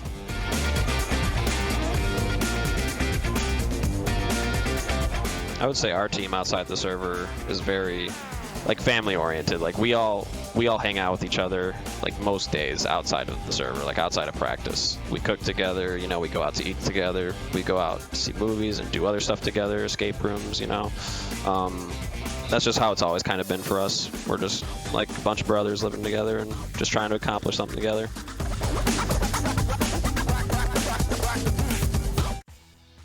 Welcome back to Gamers Without Borders. I'm Jackie Jing, and I'm with Jesse and Jess. And predictions, y'all. Y'all said SSG. Parabellum said not today. Jess, I mean, honestly, I was very impressed with Parabellum's comeback in the second half there. What did you think that they were doing well that allowed them to take off like that? I mean, every door, window, you had to worry about if you're SSG. You're looking at a window, are they going to peek it, are they not? You look at the front double doors of bakery, are they about to cook it up? Am I about to be squished into croissant? I don't know. Entire time I'm sitting there, I'm thinking to myself, I would be so paranoid on attack as SSG because every single area of the map, either Blaz was trying to run at a door or you had Gunner as well trying to spawn peeks. I mean, it was just incredible the kind of pressure that they were applying on the defensive half, and it's probably going to set the precedence for the future maps as well as the kind of aggressive pressure that we will see from Parabellum. I don't know if this is like their philosophy moving forward, but with the gunners they've got now, yes, pun intended, there will be an opportunity for them to apply that new kind of identity that Parabellum will be known as. And Jesse, talk to me about Gunner, because we know this is a charity tournament, right? But something seemed a little bit off. Gunner was not gunning like he usually does. Well, okay, I mean, that's how it started, right? And I was about to start this segment and roast this kid because it's the first time, and he goes 0 kills for 6 rounds on Finca, the strongest operator in the game right now, the operator whose whole thing is she's gonna spam that LMG, she's gonna get kills. It was a disastrous start for the new player of Parabellum, but then we switched to defense, and Gunner suddenly turned it on. He got the first kill of the half out of any player. Then in the next round, he gets a 4K clutch immediately after. He was popping off. He got a kill every single round in the second half. He was consistently there, even when they were losing rounds to SSG for a couple of those rounds on defense. So he really did start to pop off. He was going for some of those aggressive plays that Jess was talking about previously, where he's really just not letting them stand anywhere in the map. And so I really did appreciate the turnaround from Gunner. Maybe taking them a little bit of time to warm up. I mean, it's a tough first game. SSG is a very dangerous opponent, but he got into it and he really did show up. So I'm glad I don't have to roast him today. Yeah, maybe some nerves in the beginning, but he turned it around. It was definitely a map of two halves because SSG, they just kind of fell apart there. Beep Boop, thank you for giving me some up-close camera time. Appreciate it. But I did want to pick both of your brains about SSG's performance. Jess, what do you think fell apart for them there? Because that second half, I was just like, dang. Beep Boop, go back to Jess and Jesse. Thank you. Wow, you really got this down pat now. I see. You're now got it trained. Yeah, she's got a train. Well, we're coming to a close-up of us as we just, I mean, you got to deal with facts here. SSG, they can be a well-oiled machine any time of the day when they want to. You watch them in Tier 1. I think when you're going up against aggression like that and they're meeting you at the door and you aren't able to apply even step 1 or 2 of your sort of like, you know, step program that you're following through the checklist and you can't even get through the first 2 checkpoints, that's really infuriating for a team. So I imagine that SSG were trying to problem solve at the very beginning, and that problem solving in of itself was way too difficult to get into because they weren't even able to get into the building to do that job. So I'm going to cut them heaps of slack there and say like that play style, you have to be ready to counter with, you have to have numbers against numbers and almost fight fire with fire, and they weren't ready strategically to do that. And I thought a big thing as well, like obviously we saw these teams play on Kafe in the stage already in stage 1, and a big difference between that game and this game is Azami is now available, and it really felt like Parabellum were using that operator a lot, blocking a lot of angles, kind of reshaping the map, making some fortified bunkers the defense could sit in. So I felt like SSG didn't really utilize it to the same extent on their half, and they definitely struggled with it when they were attacking. All right, well, Jesse and Jess, we are ready to get to map 2 border, SSG's pick, so let's see if they fare better. I'm gonna call out Ollie here. Ollie said that Parabellum does it in 2, but I don't know if he was trolling or not, so beep-boop to the Cyberpunk basement, please, to Ollie and Demo. Thank you, take it away. Thank you very much to Jackie, Jess, and Jesse. We are going to be flying on down for our second map here tonight, Demo. And what a map it is going to be. We've got Border, and yep, I did sort of throw it out there that I wouldn't be surprised if Parabellum take it in 2. I will stand by that. I think the way that they are bringing this aggressive style of siege is probably going to suit quite well to a map like Border, Demo. I would say that the SSG, the veteran team, you know, old guard of North America, we know that. And they'll be able, I think, to catch on to the kind of play style that Parabellum are going with at the moment. So I think SSG, they'll not get caught out by the same cheap tricks that Parabellum got away with in Kafe. I think SSG they'll play into their own style of siege and certainly shut down what Parabellum tried to attempt with some of these plays. Well, let's get ourselves into it and find out. Thatcher, first to be removed.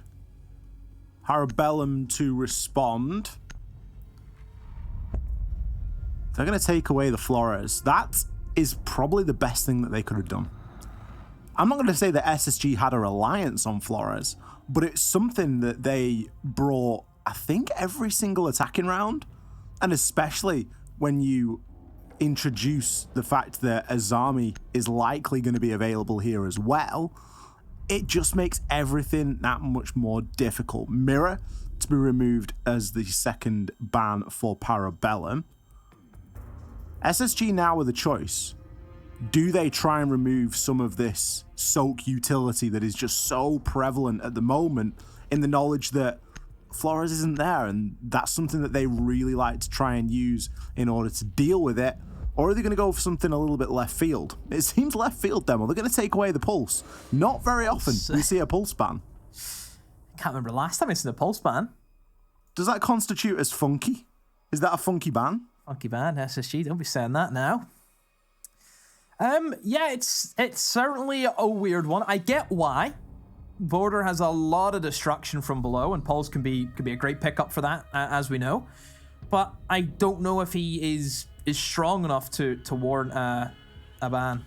So attackers need to locate and defuse. Yeah, I feel like a Pulse is like a half a ban. I mean, Valk's open. Doesn't Valk kind of do the same job as Pulse? Yeah, I mean, there's a lot that can do a similar job.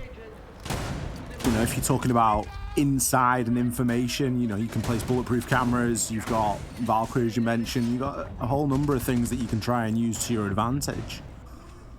Let's see if it does come round to hurt Parabellum, but to find that out, we're going to have to wait 6 rounds because SSG start off here on the defense.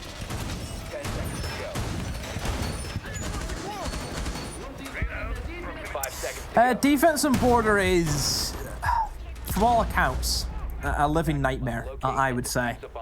It is not fun, because basically, nowhere is safe. There is so many different angles, so many crossfires, so many nades. Nowhere is safe. So you're basically forced to go out and about and try your hand at an extension on a roam game.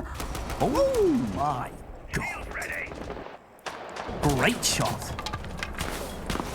Incredible from Hot and Cold. That was just an in-the-moment shot. Blaz, what are you playing at? He's just going to go for the crouch walk on in, picks himself up a freebie, but it was only ever a down, didn't secure the kill. Rampy, he picks up the pieces. Bosco is in position to be revived.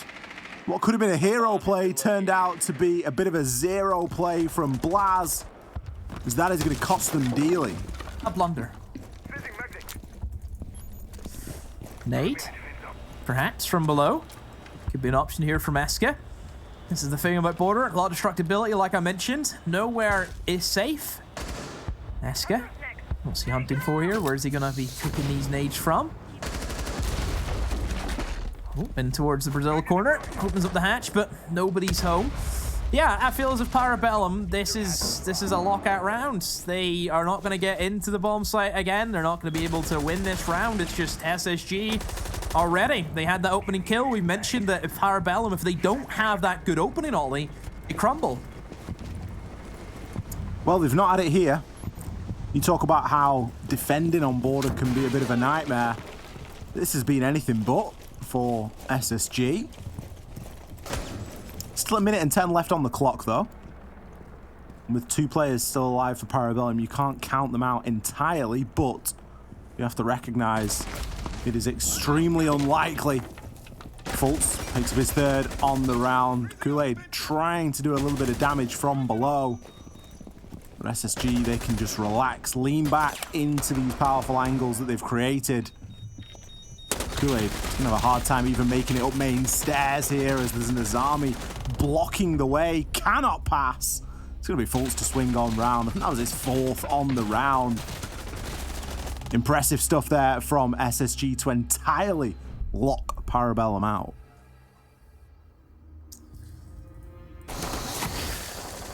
Well, all started with that kill. And it just kind of fell to nothing for Parabellum. So SSG, that extension, I mean, there's nothing that's new with what SSG's doing. You know, this is what we talk about border. Everything's been done before. Really, the only thing is now there's a couple of new concrete panels that you can deploy. But other than that, there ain't too much that I think Parabellum should be scared of. I was a little bit confused in terms of how they were actually attacking that bomb site. They were all over the place. Did they want to push in towards security? We've seen Blaz just kind of walk into the bomb site. There was no vision. It almost looked like 5 solo players just approaching it. And I'm not sure if that's because plans changed right off the rip when they lost their opening death, but again, we almost saw Blaz. Is he playing too far ahead or is his team playing too far behind? If you're going to make the hero play into the bomb site and you're going to be greeted with a player that has their entire back turned to you, you either need to be dumping half a mag into him before he realizes what's going on, or you need to pick out the headshot.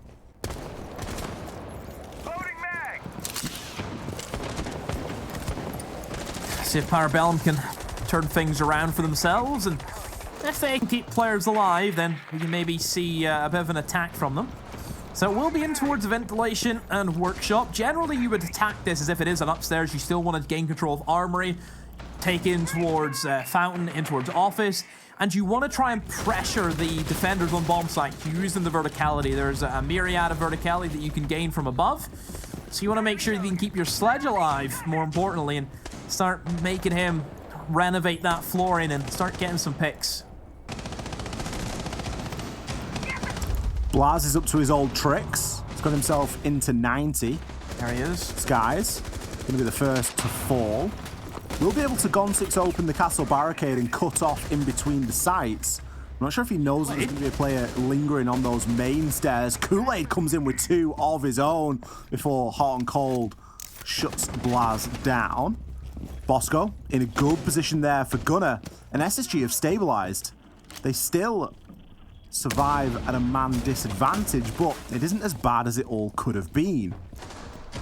Hot and Cold going to retreat his way into supply. No rotations or lines of sight available for him there. Penguin going to look to try and prep for a plant. And Gunner by himself honestly gave himself away quite easily. I think he was chasing kills, trying to chase Hot and Cold as he was trying to get back to the bomb site. But still, Parabellum, you would expect in this scenario, at 2 versus 3, with some information now onto the remaining defenders that they can clean this up with ease. They can just simply hop in towards the window, get the plant down. Penguin's going to do exactly that. As soon as this plant goes down, it's going to be dreadful for SSG to try and retake it. It's so difficult where you have all these lines of sight upstairs. You can also retreat outside and just play the double door, play the window. Hot and Cold will try and go for the retake upstairs, but I'm sure there will be information being supplied to the remaining member who's still lingering.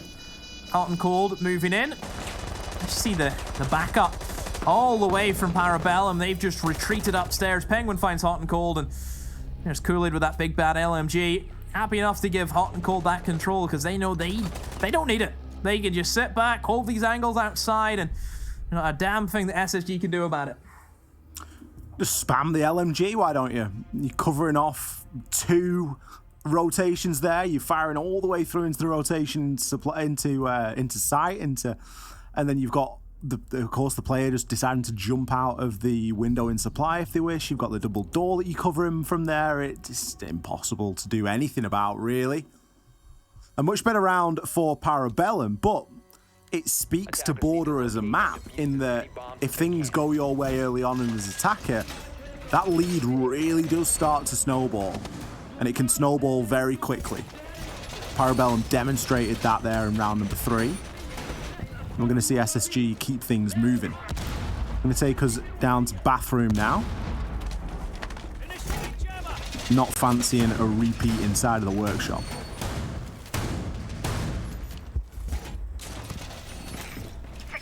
Getting ready now as we dive into our next round. And it is going to be this very territorial tertiary bomb site. This is a tricky bomb site to defend sometimes. I'm still figuring it out who it favors. Because I don't know if it's a case of... whenever I look at this bomb site we played, it does seem whenever the defenders win, it's the attackers just played it poorly. But it's tricky. Can you actually say that? It's tricky to call that. So I'm not entirely sure really how this sways. Obviously, with a zombie being introduced, does that change anything? There's still some question marks around this bomb site specifically. For me, anyway. I don't know if other people feel the same. I still find it a bit weird. I think as a site, it's always going to be... There's always going to be a bit of a question mark on it for my money, in that you can just hop straight in. Yeah, there's a window. Any site that you can hop straight in, it always makes it difficult and usually means you need to take from below, because it usually means that the site itself isn't really that safe. And look at this full extension that we've got going on here from SSG. They have got something going on everywhere in this map. Rampy playing the top of these stairs. Doesn't want to get dragged away from that too much, but they need to focus inside of Fountain. They know that there's going to be an approach and an attempt made over on that side. 2 kills come in for SSG fairly easily. Hot and Cold picks up a second. Penguin is immediately taken care of. Gunner starts to find the fight back though. Hot and Cold and Fultz both falling very quickly. Never a good sign if 2 players are falling to 1 in a short amount of time. Lion scan to try and recompose themselves. SSG forced to drop back. You spent a lot to get that upstairs control. Now what are you going to be able to do with it, Parabellum? C4 will connect. Down goes Gunner. And Kool-Aid on a sliver of HP. Doesn't have a lot to go off. No information. Has the LMG, of course, but still 3 players that he needs to try and find. And SSG, they'll just play their angles as we know. They'll sit, they'll wait. They'll not give Kool-Aid an inch. Rotates now down towards the east stairs. SSG, they've held that bomb site extremely well. And only, I would say probably the best way to describe this round is there's just a lot going on, isn't it? That's kind of been the vibe. There's something going on everywhere. There was nowhere on that map that was untouched by SSG in their preparation. They had good presence and a bit of utility and a few rotations almost everywhere. And Parabellum really felt the full wrath of that. Hot and Cold and Fultz played incredibly well. It was a shame to see them both fall in the way that they did, just trying to get out of dodge, I can assume. It was a great C4 from Skies as well. It was perfectly lined up in anticipation of Gunner running in that direction. But again, it's the team that gets the first kill or the first little advantage can just snowball it so heavily on Border. And that's what we've seen in every single round so far, and we talk about it a lot in Siege, but to come back on Border when you've not had the greatest start to the round, it really is quite a rare thing. It makes it exciting to watch because you're always watching wondering, are we just about to see the most insane clutch ever? Or is it just going to be another scrappy Border round? And even they are fun to watch. 10 seconds left. So back to the original bomb site. Armory. Pack over we go. SSG just steamrolled, didn't they? Over Parabellum. Last time Parabellum had literally nothing. It was 5 players instead of a team. That's how it felt. That's certainly what was shown. Let's see if they can actually have a bit of a plan, a bit of an execute about them, because we had no idea what their actual idea was to win the round. Blaz somehow walk in and kill 5 of them? Was that the plan? Well, he's on Finker, so if there's anybody that can, it's Finker and the LMG. Look at this, look at him. Oh, I thought he was going to know commit. how close he was then. Just a little couple of pre-fires would have been all it took. Instead, opting for a slightly slower and steadier approach, which I'm not really going to argue with. For as successful as Blaz has been on this entry, it has not been flawless. And I think taking a little bit of stock and waiting for his team to catch up probably isn't a bad idea. Kool-Aid going to have to deal with the old concrete barrier. What a shot onto Hot and Cold. He knew exactly where he was going to be there. Gunner takes Rampy down, and now we are seeing the advantage on Parabellum's side.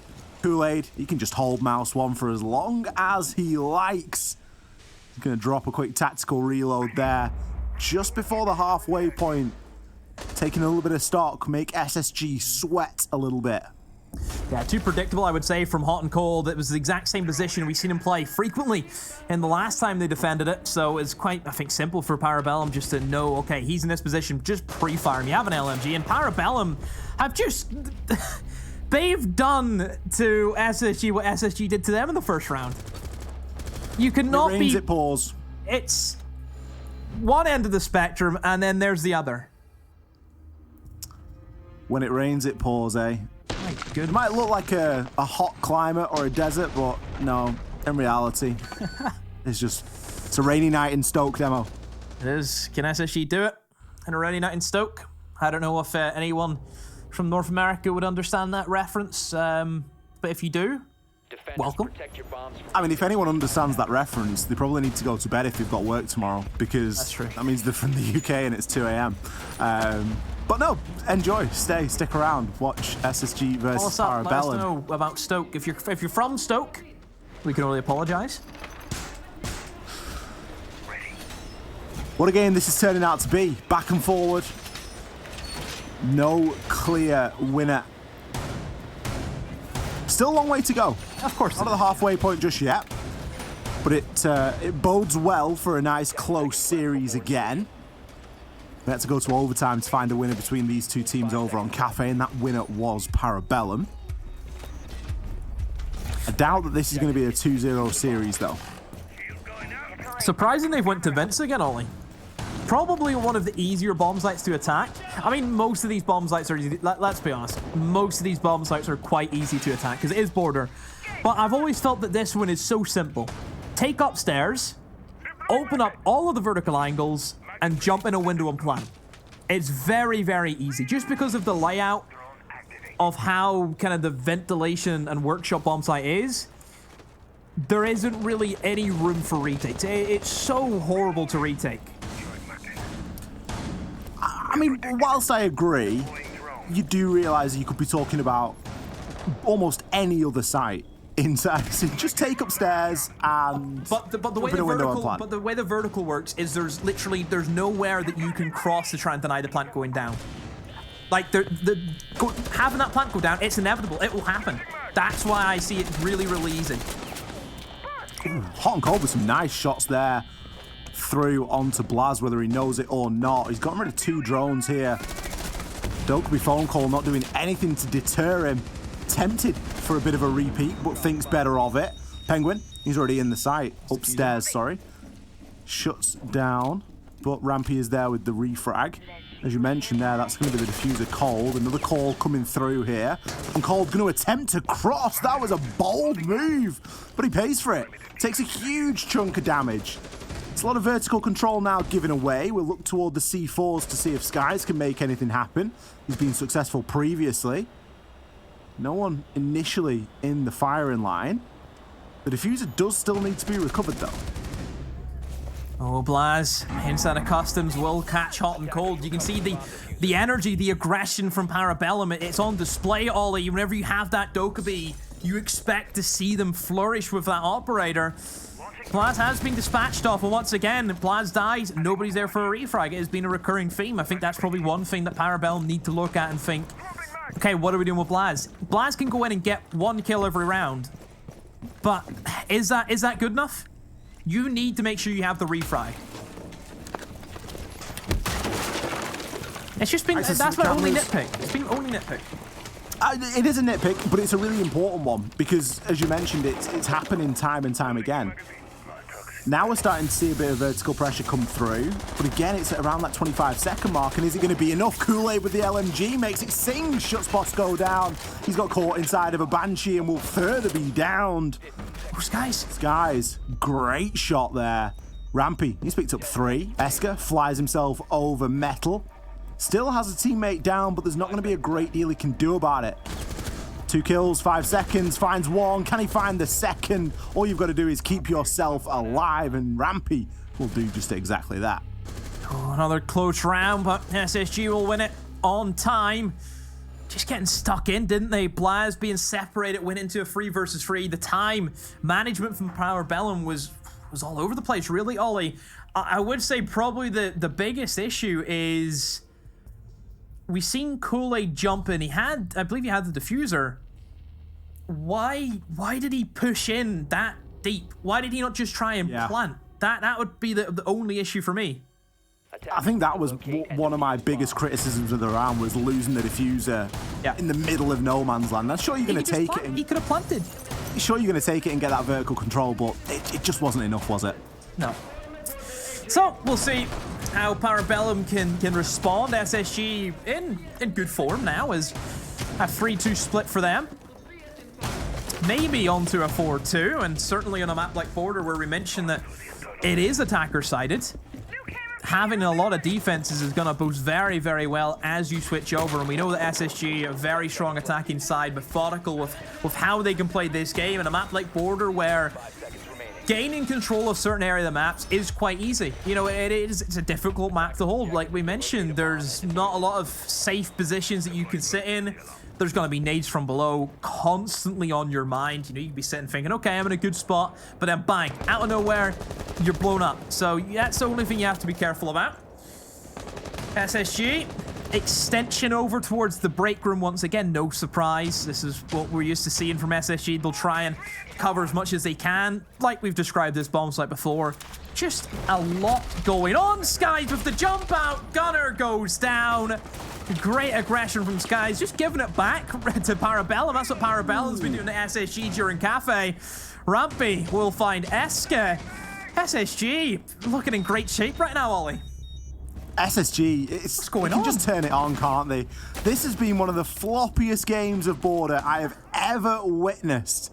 Whichever team gets that opener is almost destined to pick up the second and therefore the round. Blaz and Penguin, they have got a long old way to go here. We'd barely seen a minute, and 3 players from Parabellum have been taken out.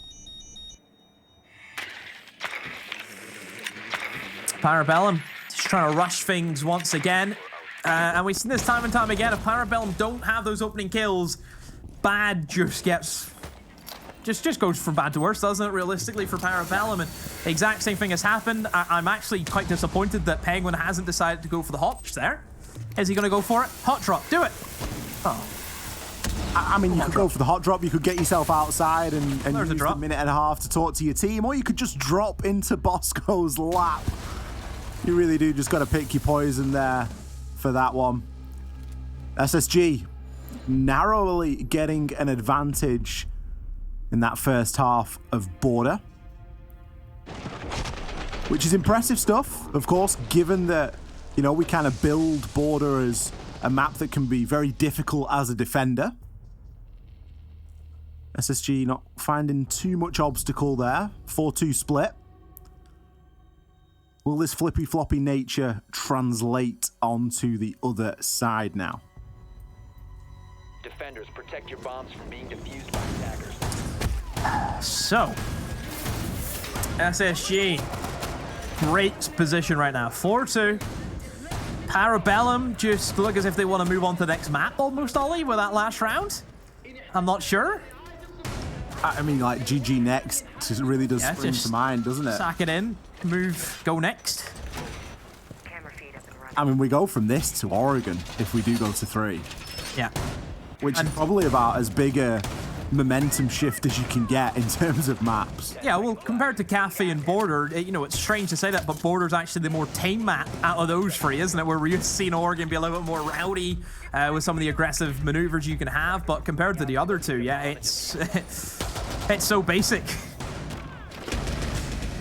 Yeah, it's really it's a very turbulent journey. You know, you go from the creativity and the flexibility that Border provides, where there's really nothing that you can do wrong. You've just got to win your gunfights. It doesn't entirely matter how things get set up. Yeah, there's good ways, there's bad ways, but you go to somewhere like Oregon where it's like set in stone. You know, you lose a hard breach, you're done. Yeah, like on Oregon, you do this and you do that, and yeah, you don't do this or you don't do that. It's so prescribed. Border's just, I mean, what do you say? It's in the trenches, isn't it? You don't always need to even bring a hard breach. Bosco is going to be playing ace this time, but it's not always entirely required. And it's because of weird stuff like this. Blaz, he's playing on Armory Wall with half of it shot out, half of it reinforced. So French. And he's got an alibi there. Like, it just doesn't matter. His Fultz just slipped in. Just got a kill and he's went on his merry way. He has. And he's going over towards the window. Again, stuff like this for Parabellum, like their refrags just are not there. That's probably the only thing. I'm just going to go back to it again. Whenever we see these trades, or these kills come in, there needs to be trades. It just seems to be, again, Parabellum are in their own little spots, and then this is whenever the man advantage gets stacked up against them. And SSG, we know that they can absolutely clobber teams. If they have that lead, they can set up so well. Blaz just gets a little bit unfortunate there, not holding the angle for quite long enough and allowing Fultz to make his way into archives. Caught out on the scanner. Now needs to drop and make his way back to the site. Things haven't been as explosive as when we saw Parabellum on the attack. It's a much slower pace here. Kool-Aid picks one onto Rampy. Knows that there's more to be had here. Just fluffs the shot a little bit onto Hot and Cold. Hot and Cold now allowed to move on through and use IQ's scanner to remove any further pieces of utility or scan them out for the rest of his team, which he will do very nicely there. Not a lot of time, though. Only worry you would have right now if your SSG is 30 seconds to go. You haven't really done much vertical action as of yet. There's a footprint. Who's it going to be? The Oryx will be spotted out, so they know that one player inside of Customs. Good information to have, fair enough. Gunner, I think, is going for a flank upstairs. He is. He's lurking around towards 90. Finds Hot and Cold. And as quickly as he's came up, he's looking just to retreat back over. Oh, he's running rings around them all. Down goes Skies. Fultz will drop into the heart of the bomb site, but Blaz just springs out of the smoke. Through the fog, through the mist. Like Jack the Ripper. There he is. Picks up his prey and off he goes. You've never truly taken map control on Border. That is the general takeaway from this game in particular. It's just a fiesta. It just is. You have never taken top floor because there's always someone ready and waiting to fly themselves up a staircase and deal a bit of damage. Gunner there inside of that round. We saw SSG do it themselves. It is not a given that once the defenders have moved from top to bottom that you have that top floor. There is just far too much going on. Does it warrant bringing a Nomad? I'm not entirely sure, but there's got to be something that changes there because SSG have essentially lost that round because of one player on the flank.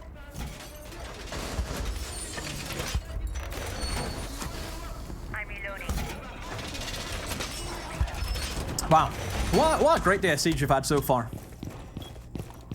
I've just been enjoying this game. I think just seeing NA, Ollie, like we mentioned, we don't really see it. I mean, we don't get a chance to really talk about it that much and cast it as well. And, you know, sometimes we struggle even watching NA just because time zones are a thing. And it's been a real joy, real pleasure watching NA play today. Yeah, it has. It's been nice.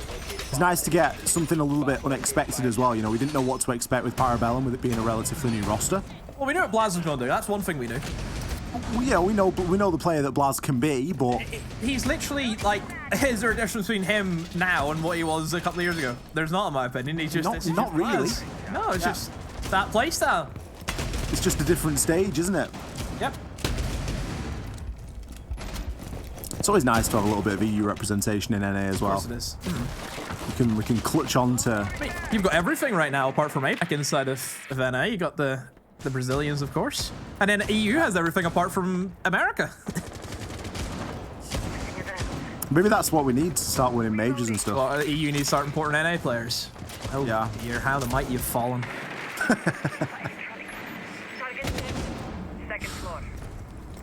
Let's see if Parabellum are able to keep this train rolling.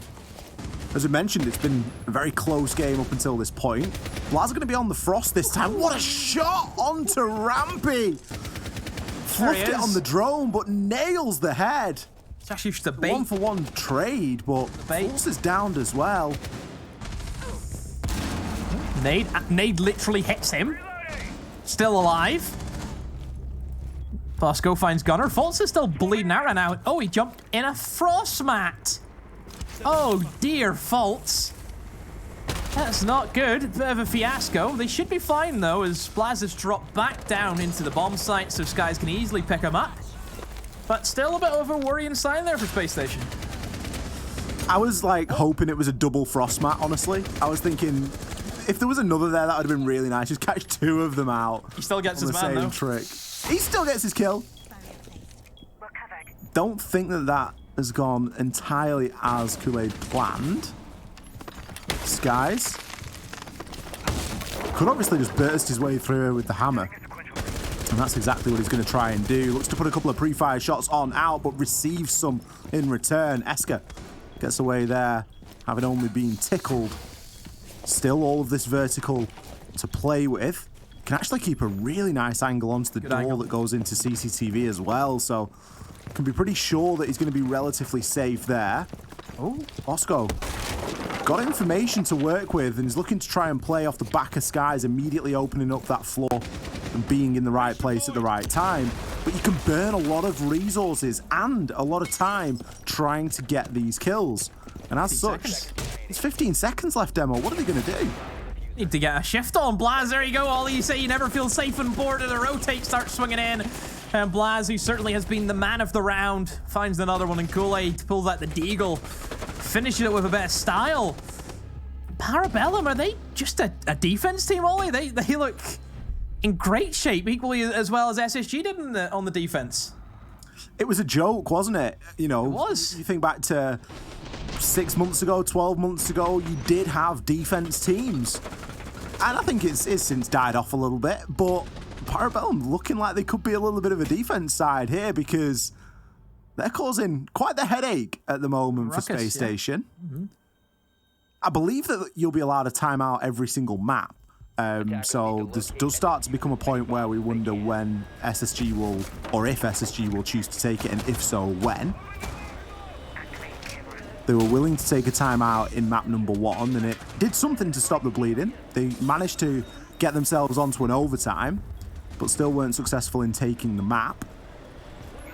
I'm going to start thinking about that again with all things square at 4 apiece. Round 9, round 10 start to become incredibly important here, especially when the momentum is with Parabellum, who have already got a map in this best of 3.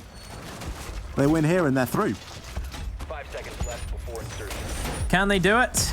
You had faith in them, Ollie, that Parabellum can take the 2-0. I like an underdog. I still think SSG can do it. I think we can go all 3 maps. Canadian Judas on the desk. Here he hasn't backed Parabellum. Could you imagine? Could you imagine if we turned around and didn't support UK? Could you imagine the outcry? An uproar. Why is he getting away with it? They'd be rioting in the streets. Can't believe it. You gotta back your country. How can you not? Every day he strays further away from Canada. You've got to support like your local team, like whatever sport you're into. You've got to support no matter how bad they are. You've just got to support it because that's where you were born. I'm not. It's just the lottery. I'm no supporting my local. Well, or you're just a glory supporter. No. Phone activated. Tracks out. Slow rounds. Yeah, quite a tame round. Nobody's died yet, which is a new experience for us. On Border, it's been so fast. It's either been Parabellum just throwing themselves at SSG on the attack, or they've tried their hand at a spawn pick. I say that, though. 2 kills come in for SSG, and they open up the round in great standing. Rampy will get battle back, though, from the metal stairs. Gunner also finds faults inside of office. There's going to be a few more people circling him at the moment. Rampy with that big LMG finds Penguin. Skies, oh, maybe comes off the wrong moment, but no, Bosco is there. Shuts down Gunner. Parabellum, we mentioned it was tame, Ollie, and then all of a sudden, everyone's dead. It was a slower start to what turned out to be a very explosive round, wasn't it? Everything happened in the middle minute. We just mentioned at 2 minutes that nobody's died yet, and at 30 seconds later, the round is over. Yeah, everything happened in that between that 2 and 1 minute mark.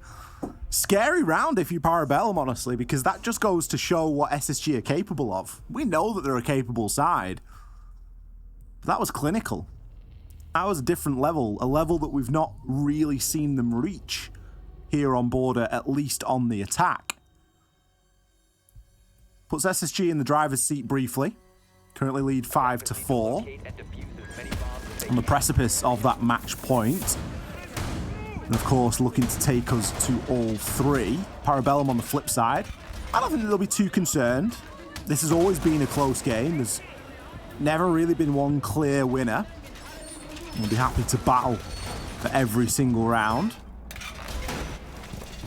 Let's see how they choose to approach this one. They're bringing a little bit more info. They've got Gunner on the Valkyrie again and Penguin on the Oryx. I don't think we've seen a great deal of value out of the Oryx. Obviously, you've got the ability to burst through and make a very quick rotation. And of course, you can, be a little bit speedy. You have that ability to speed boost yourself. You don't just have to use it to run through walls. You can make rotations a slight bit quicker too. But you just look across and you think Oryx and an Alibi. They just come across as 2 real niche picks for me. It's just operators that we don't see all too often. Obviously very, frag orientated, aren't they? Where they're there to get frags and that is it. Not much else you can say about the utility. So yeah, it's just you need to get your kills. That's the main key. We've talked about this in Border. It's not so much about the strategies. It's just a slog. It is gun fiesta. That is it. Oh, that was honestly, he must have been very, very hopeful that would have done something. Even he must thinking, you know what? even I've tried bad at that one. Yeah. It's a bit of a stretch. Gunner and Fultz are coming to blows here. Gunner going to see the nade symbol above his head. Yeah. Could give him a little bit of exposure. Instead, just goes for a blind nitro. You can see that it didn't result in anything.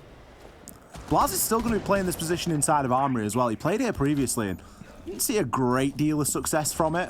Obviously, you're looking for a bit of a rat play. You've got the Alibi clone. You're trying to cause a little bit of shock and awe, a bit of confusion. You just got to be conscious of where SSG are going to try and make that rotation from. SSG giving a bit of a nod as well to the willingness to make rotations that we've seen from Parabellum. Hot and Cold going to be on the old gridlock this time. Ooh, I thought Blazer got misdrawn there, but Rampy knew exactly where he was. Pre-fires on through. Picks himself at 1 and looks for a second. Gunner responds, eliminates Skies. Minute to go. Of course, we're on this bathroom defense right now, and one thing that you've mentioned, Ollie, is this window. Hot and Cold potentially could have just jumped in. He sees the man slip past him. Hot and Cold, surely that should have been a free kill for you. Now it will be. Just one taps Gunner and jumps straight into the bomb site. SSG, though, they don't have the diffuser in a good place. Bosco's on the other side of the map. Ollie, what is going on right now for SSG? Pretty unfortunate stuff. The Toxic Babe canister will go off. Hot and Cold picks up 1. We see the second come in as if on cue. Wow. So good job Bosco got that final kill, because where the diffuser was not ideal for the amount of map control that SSG had. It is, however, good enough to put them onto a match point. SSG doing extremely well for themselves, Ollie. Again, just SSG kind of fall in this pit, and then they come out of the pit and they look really good. So now it's kind of the flip side of what we've seen on Kafe, where it was 6-4 in favor of Parabellum. Parabellum not choosing to use a time. Have they used their time? I don't think they've used their time, have they? No, I don't think they have. They certainly didn't use one on Kafe. No, they didn't. Haven't used one here either.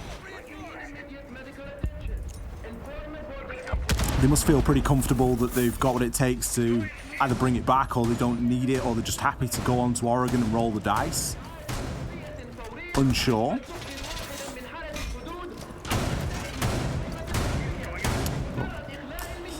Then would have been as good a time as any to use it. 10 seconds left. Given the fact that we at least saw SSG were able to pick up a round off the back of using theirs previously.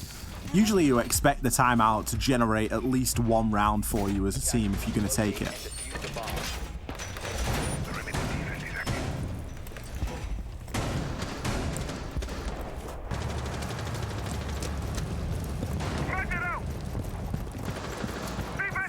SSG are looking to finish this in some fashion, Ollie.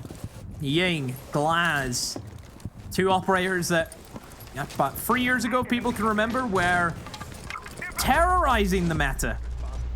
But as you know, they've received nerfs, and we'll see if Faults can do anything with the Glaz. The Ying's gonna go in, Candelas are gonna rattle on through. Faults will find one with that OTS. The Glaz works really well. 2 kills for him. Rampy under the cover of everything going on will get a plant down.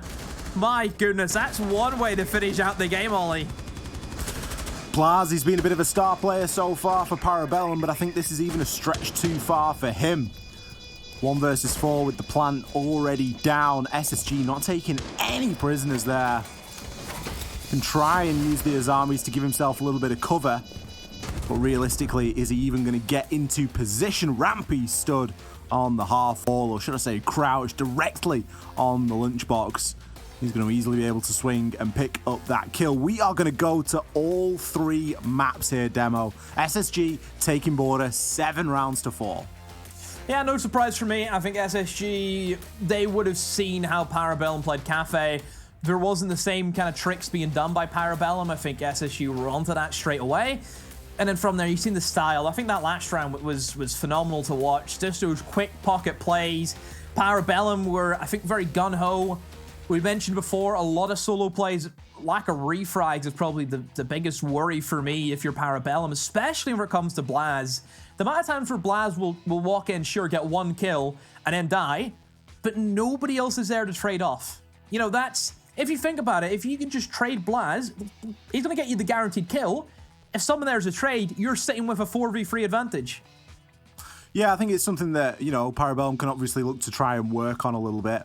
Looking at this through the lens of the fact that it is a charity event, it is a problem that does need addressing, but it isn't absolutely game-breaking. It's still leading to some pretty exciting siege. And even in Border, we saw Blaz try and tame it back a little bit.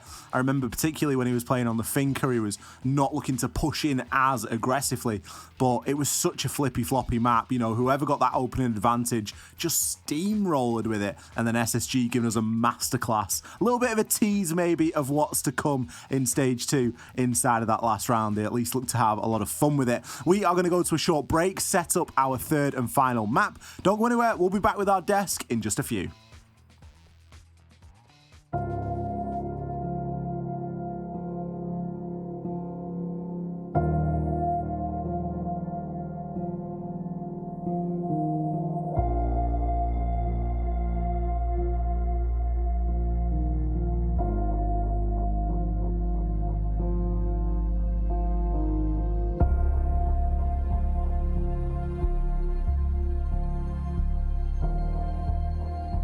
जब चढ़ाई में चलो चढ़ने में तो इतनी problem नहीं होती, तो थोड़ा सी बर्फ़ में यहाँ पे आंगन में ही थोड़ा सा पैर फ्रैक्चर हो गया था। मेरा नाम सीमा ठाकुर है, मैं हाउसवाइफ हूँ। वैक्सीन लगवाने के लिए हमें टूटू जाना पड़ता है, नहीं तो नहीं आयुर्वेदिक वो भी है ऊपर। बच्चों के साथ आधा घंटा लग जाता है। गिरब में जो है डिस्पेंसरी, उसके लिए आधा घंटा लग जाता है। जो टूटू जाना हो तो टूटू जाने में पौना घंटा बच्चों के साथ लग जाता है और पैदल जाना पड़ता है। बारिश बर्फ में तो बहुत मुश्किलें होती है, क्योंकि बच्चों के साथ आना जाना बहुत दिक्कत होती है।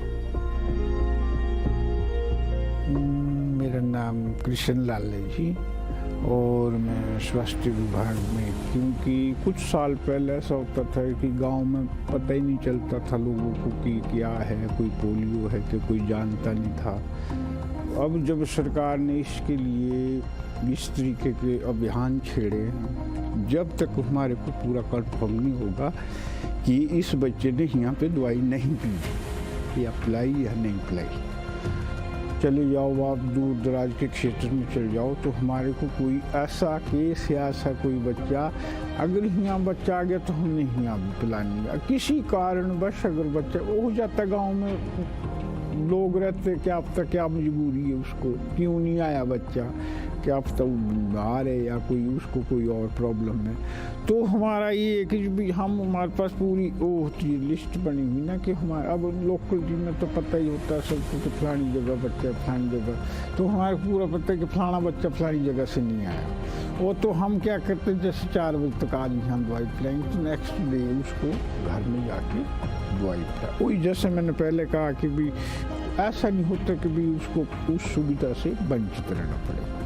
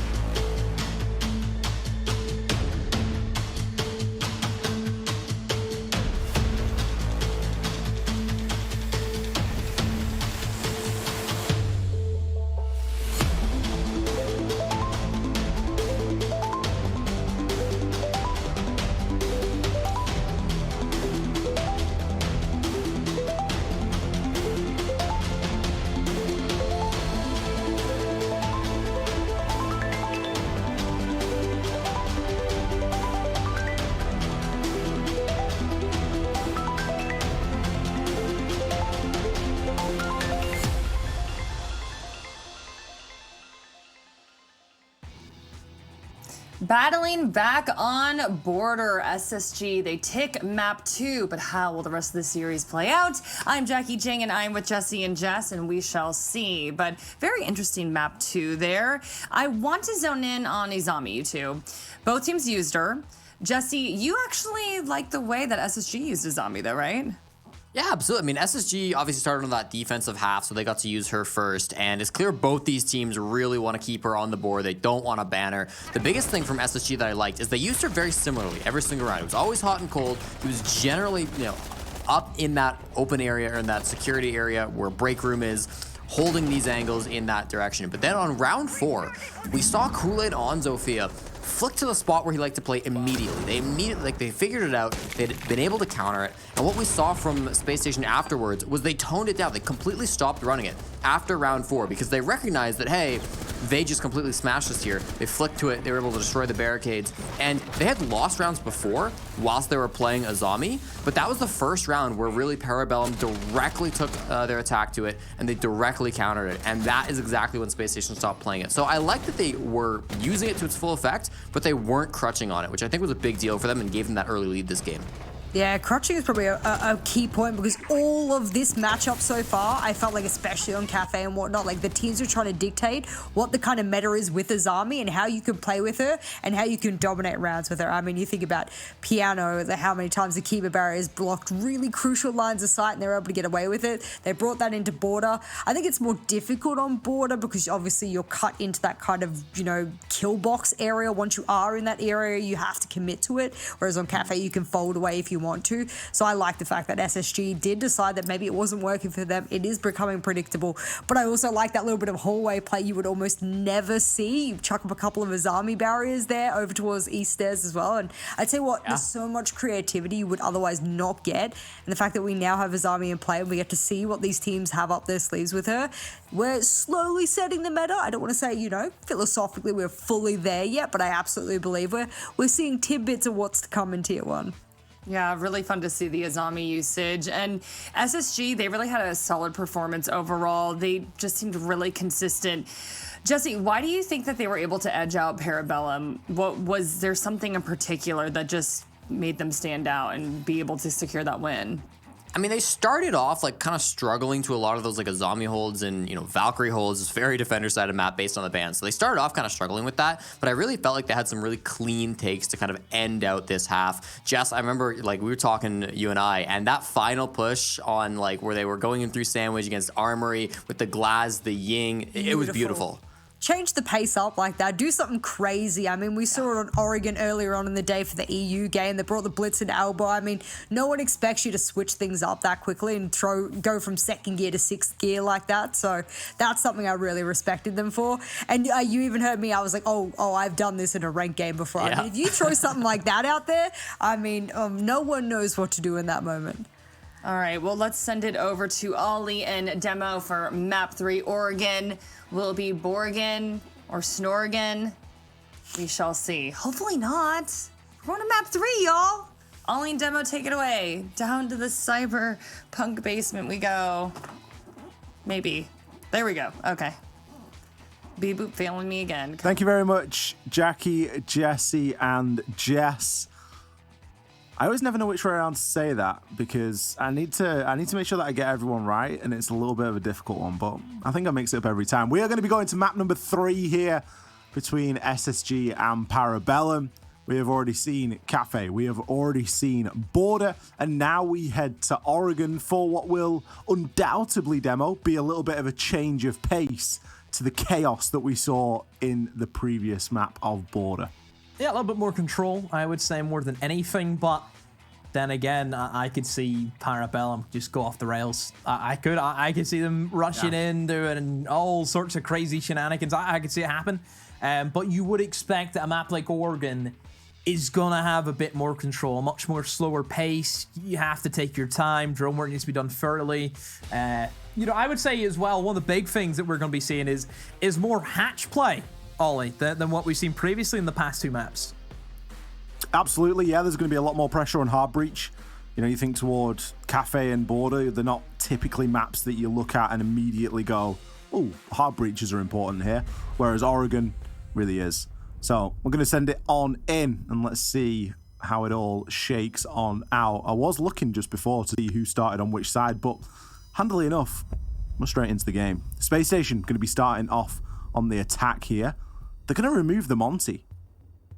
Now, last time we saw SSG ban a Pulse. This time we're seeing them ban a Monty demo. That surely constitutes as funky bans. It's... I wouldn't say Wamai's a surprise. I think Wamai's just a very strong operator at the moment. Monty, probably just a personal preference ban, maybe. I'm not sure. Does it warrant a ban? I don't know. You know, you've got Kaid up now, which is always going to be a bit tricky.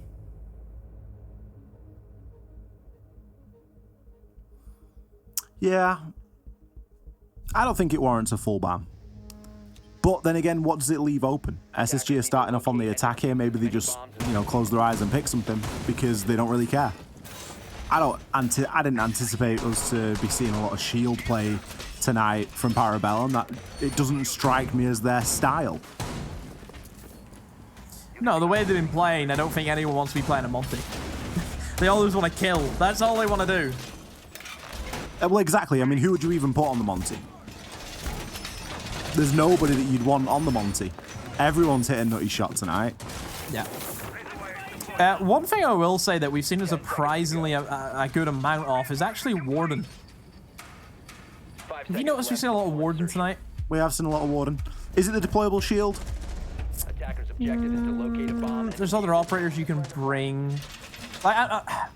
You don't really need 2 shields for this bomb site, though, in my opinion. I think just one's fine for elbow. The rest, you don't really need it. So, I mean, to be fair, it makes sense to bring a Warden, perhaps, whenever you look at...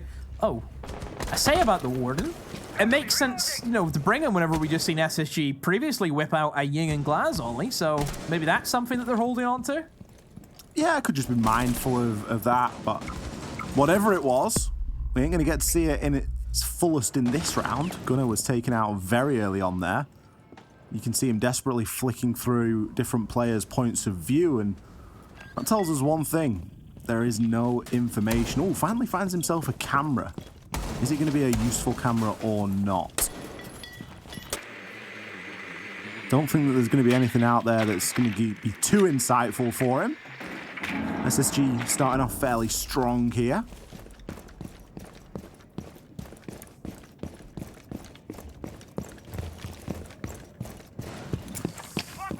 Down goes SSG as they start to move in towards the kind of second part of the round, Ollie. It's all about gaining control of the hatches and start eyeing up what side you want to go for. I would say that SSG probably after the laundry freezer take. However, the only issue with this is there's a big old mirror window looking right at the Molly if they want to try and go for that. Never ideal being greeted by a mirror window. Basement on Oregon is a fantastic site for mirror. You think about a lot of other sites and you think, oh, nades from below are going to be a good option. Well, unfortunately, there is no attacker that can burrow under a map, at least not yet. Oh, man. There is no option to go below. Instead, you've got to go a little bit more direct. That's what SSG are trying to do here. Penguin just tried to, like, flank or something. What's he doing? I'm not sure why the mirror's gone on the flank, honestly. A flank at that point in the round is not what you want to be seeing.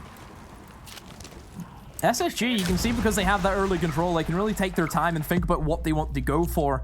A lot of utility just being tossed now by Parabellum in hopes to get something. Blaz takes a big old 417 shot right in the back. Rampy will find Esk as he tried to challenge onto the back stairs. He actually be blinded by his own teammate, just spraying with that LMG for all it's worth.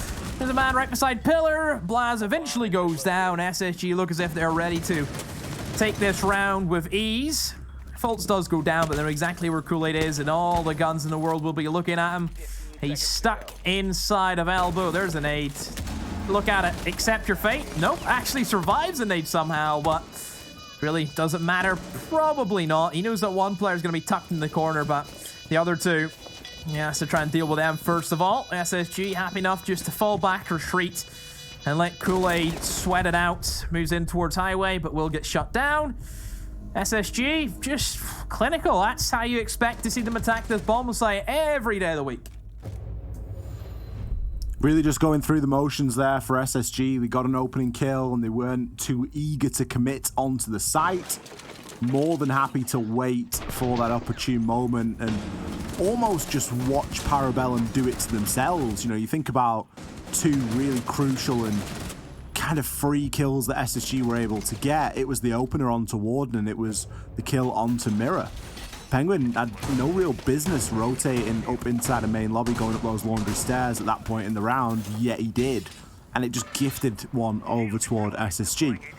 As such, I'm not too shocked to see Parabellum attempt downstairs again, given the fact that you would expect 2 of the 5 deaths that they suffered to be very avoidable in a different round.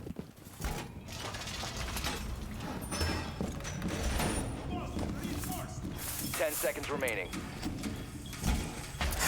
Round number 2. Looks like we're going to have a bit of a rehost here, Ollie. Plaz looks like he's gone. Oh dear. Just floating in the wind. He's, do you ever feel like a plastic bag? Stuck in the current. And he's gone. And he's gone, finally. So. SSG. They've picked up 1 round so far, but this is by no means over. Still very early days, and we haven't really seen too much to go on. I'm not entirely sure where we are. I can see me, Oh, kinda. I can see you, kind of, yeah. Yeah, you're give us a completely wave? gone. Do you want to wave so everyone? Yeah, there we go. That's me. Where are you? I'm turned even further, yeah. Oh. Hey, there we go. There you go. I think Jackie just needed to shout Bibu up or whoever it is. So I don't know if Jackie realizes this, but it's not it. There's a person who controls that, not a form of AI. You're the person who presses a button. It is not a little robot. No. It looks like Wall-E. No. My is that what she thinks? Shattered. I'm sure that's what Jackie thinks. Honestly, who knows what Jackie thinks? She's wonderful. Well, we are going to be in a bit of a rehost here. We've only seen 1 round of Oregon. So by all accounts, there isn't a great deal of Oregon to discuss or talk about. Parabellum kind of just gave away a couple of freebies. They went back to the same site. We're going to get the lobby all remade and we will enter where we left off. It'll be the same site. It will likely be the same operators, the same utility and all that sort of stuff to keep it all competitive and in sync, I guess, with one another.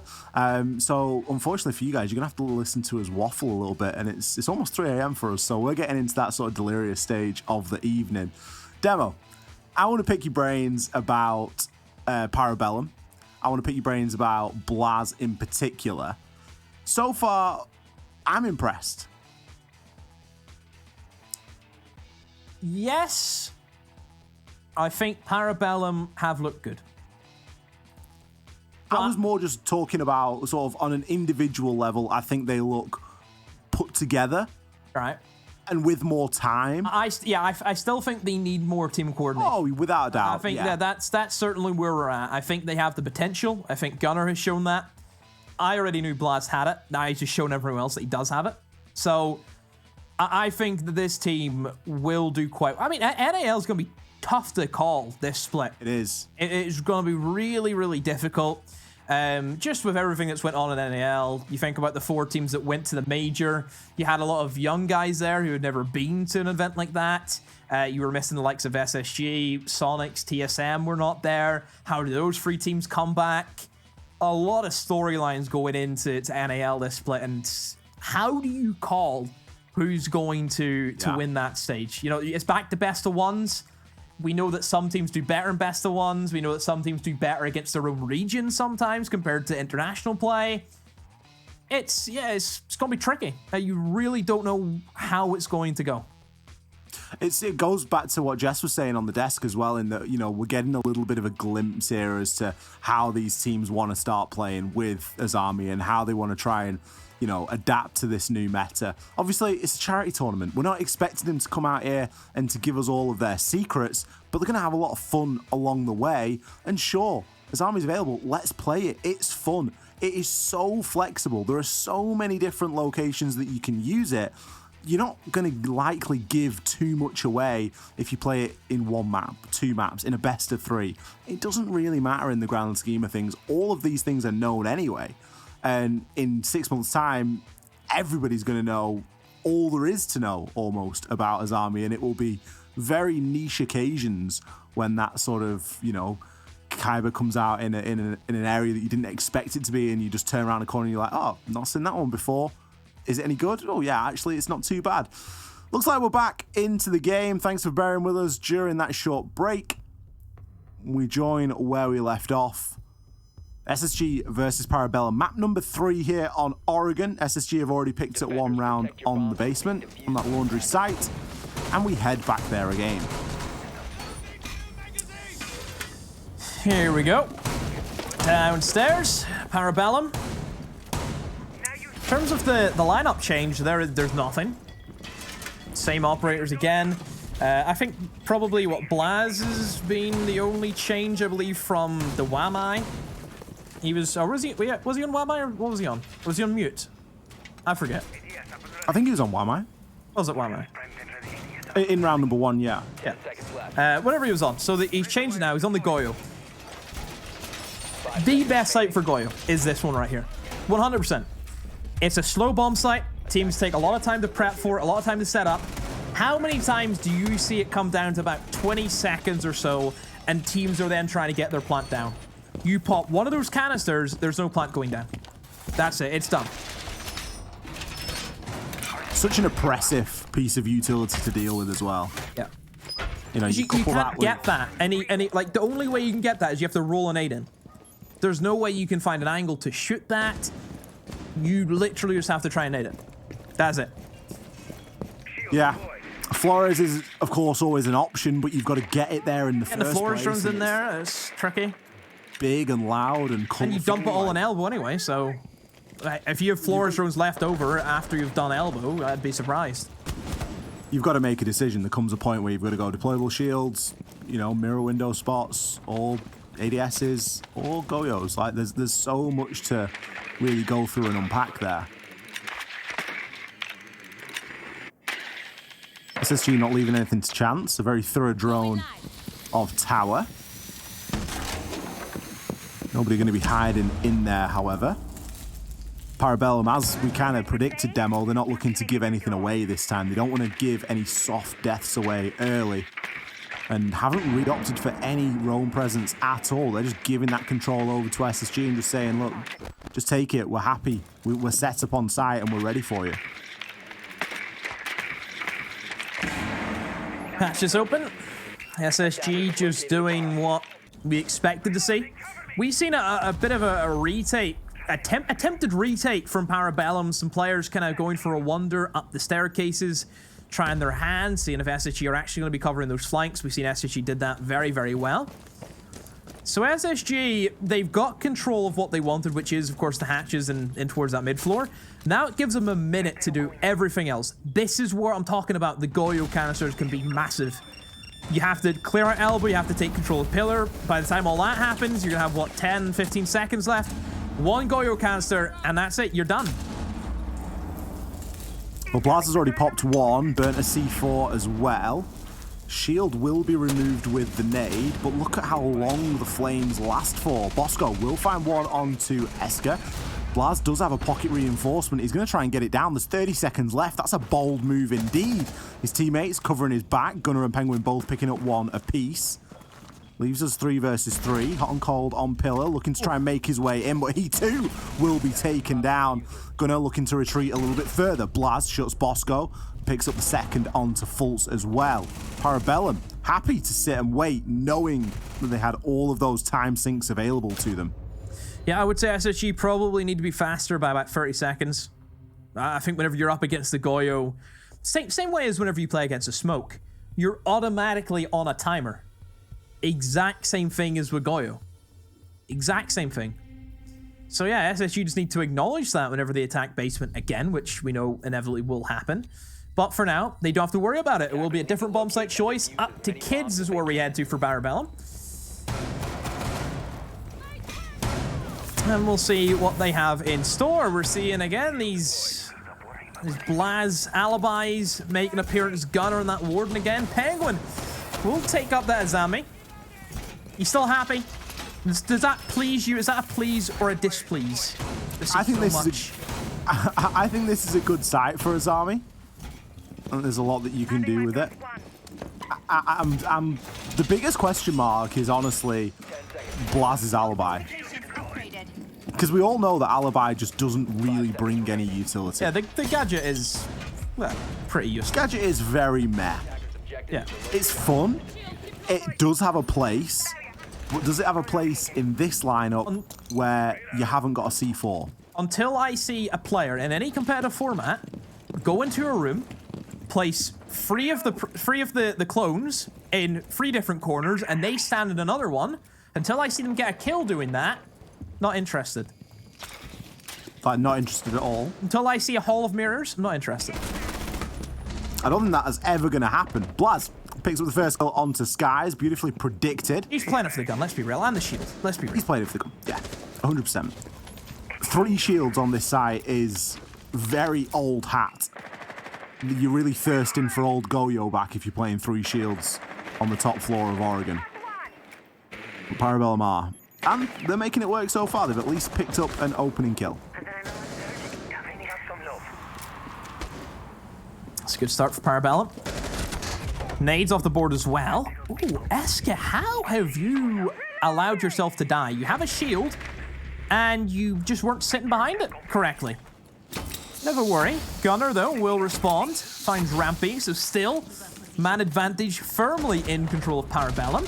And again, from the exact same angle, Bosco will find another. Sure, he gets traded off by Gunner, but to lose 2 players just from one guy sitting holding the same angle? What's going on, Parabellum? A little bit wobbly from both sides, realistically. You know, Parabellum have lost a couple of soft kills there, and you could argue that SSG have done the same. Gunner's just sat inside of Attic. There's not really been anything pressured inside of Attic at all. You know, if you're going to bring a Maverick and you're going to bring a Hibana, you would expect to get Games Wall open. You would expect to get Attic open and look to, you know, mount a bit of an attack from there.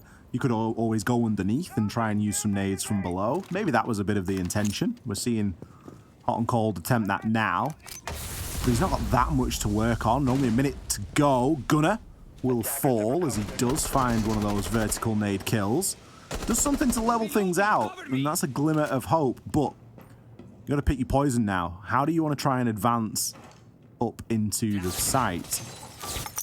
Attic is, of course, going to be an option to hop into. Blaz shuts Fultz down. Hot and Cold, full white flashed as he makes his way on through. Gets tanked by the Toxic Babe canister, and Blaz is ready, happy to oblige. Easy cleanup for Parabellum. Second round goes their way. I mean, Blaz just out for blood. You know this, Bosco getting 2 kills from the exact same angle whenever the shield is still up is a big no-no. There's only really a matter of time, I feel, for Parabellum. You can just sit, lock it down. Still plenty of utility. Now they have to shift over towards the third bomb site choice. You can either go dining kitchen or kitchen meeting. I would say that more teams prefer the meeting sided than what they do the dining. Both are viable in my eyes. I think both have a lot to offer. I think meeting kind of forces you into a bit more of an upstairs hold, whereas you look towards dining, it's all about the showers control. So that's kind of where your payoff is.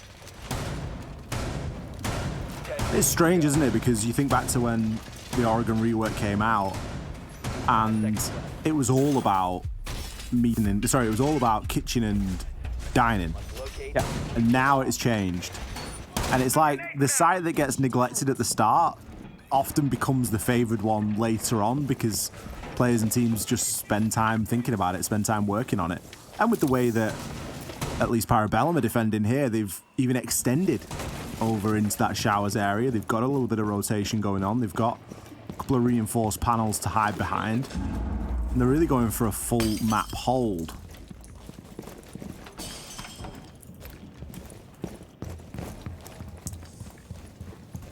Getting ready to move in now. Round number 4 is where we're at.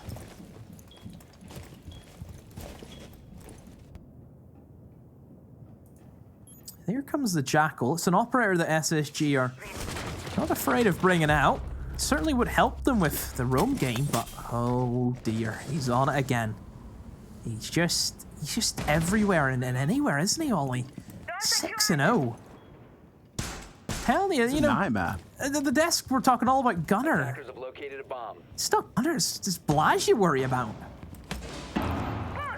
Fultz can, of course, see that those footprints are fairly recent. He doesn't want to risk the track because he can't give the game away. It's nice little balance on Jackal. If you don't want to give the game away, you can always just follow the breadcrumb trail. In that instance, it didn't really lead to anything for him. SSG are still going to continue, though. You're going to try and get this stage wall open. Rampy's got a lot there on the drone. He can look to try and pre-fire through, put some good damage in onto Gunner. Fultz there to pick up the pieces. Patient Jackal upstairs pays off. We'll find the Jaeger. That's a good ping now to assist the team. Rampy finds Blaz. The nade will connect. Diffuser is going to go down from Bosco. Nobody from Parabellum in a good position here. They have the hatch and everything for them. Diffuser will be stopped. But 50 seconds still left. That's more than enough time for SSG to scramble and find that last man. SSG just nice and slow. Found some kills and won the round. Nothing fancy. Great. No, nothing fancy. Great play from Jackal there to really just concentrate in. I think Fultz did a fantastic job. Rampy as well with the drone work. Had a lot of information to go off. Tertiary site, it is almost to be expected. Defenders, protect your bombs from being defused. SSG did make that look particularly straightforward. The advantage SSG have got at the minute, of course, is that they were successful downstairs in Laundry in round number 1. Now, that didn't happen again in round number 2, but the fact that they were able to break a Laundry defense means that if this all does go, in typical Oregon fashion, it will have a little bit of an edge. That, of course, is provided that Parabellum don't manage to break that rotation of 3 clean sites. 4-2 splits on Oregon are fairly commonplace. 5 seconds to insertion. So what are we up to now for Parabellum? See a different change of pace for Blaz. Certainly the guide comes into play. An operator that I did mention is open and available. Very, very strong. But SSG, they have a Maverick, so it shouldn't be too much of an issue. But still, it's just going to slow them down just a little bit. Rather than Habana coming in, bang, bang, bang, gets open all the hatches with ease. Now Maverick has to take the time, get the blowtorch out, get things opened up. And whenever SSU, we've looked at how they attacked the basement, the time management was just a little bit too slow from them last round. It was. I think the Goyo played into that quite well. Yeah. Obviously, Blaz now on the Cade. It's still a time sink operator in that you're going to spend a lot of time dealing with those hatches as the Maverick, but realistically, those Goyo pockets were very valuable indeed. Opening kill onto Kool-Aid. Isn't having the best time of things, and as your smoke player, always the last person you want to be down early. Couple that with the fact that there's no Goyo, and SSG have just unlocked their full potential in this round, in that time is no longer going to be as limiting a factor. Half the round still to go. Just again, SSG getting the prep work done. The fact that they've got that opening pick is massive for them. Whenever they know it's a smoke, it's just going to give them even more time to figure out what they want to do. SSG, they've been very good at just rotating around in towards blue and really getting that pincer applied onto the man inside of Pillar. So Parabellum, I would say if you're Parabellum, maybe you need to start looking for some fights here, Ollie, and maybe start taking it to SSG. If you give SSG the setup, if you give them that control, they'll just trample you. There's got to be a point when a well-timed rotation could result in some success. C4 flies out of the hatch. There we go. Bosco goes for the repeat, but Penguin is actually playing quite aggressively.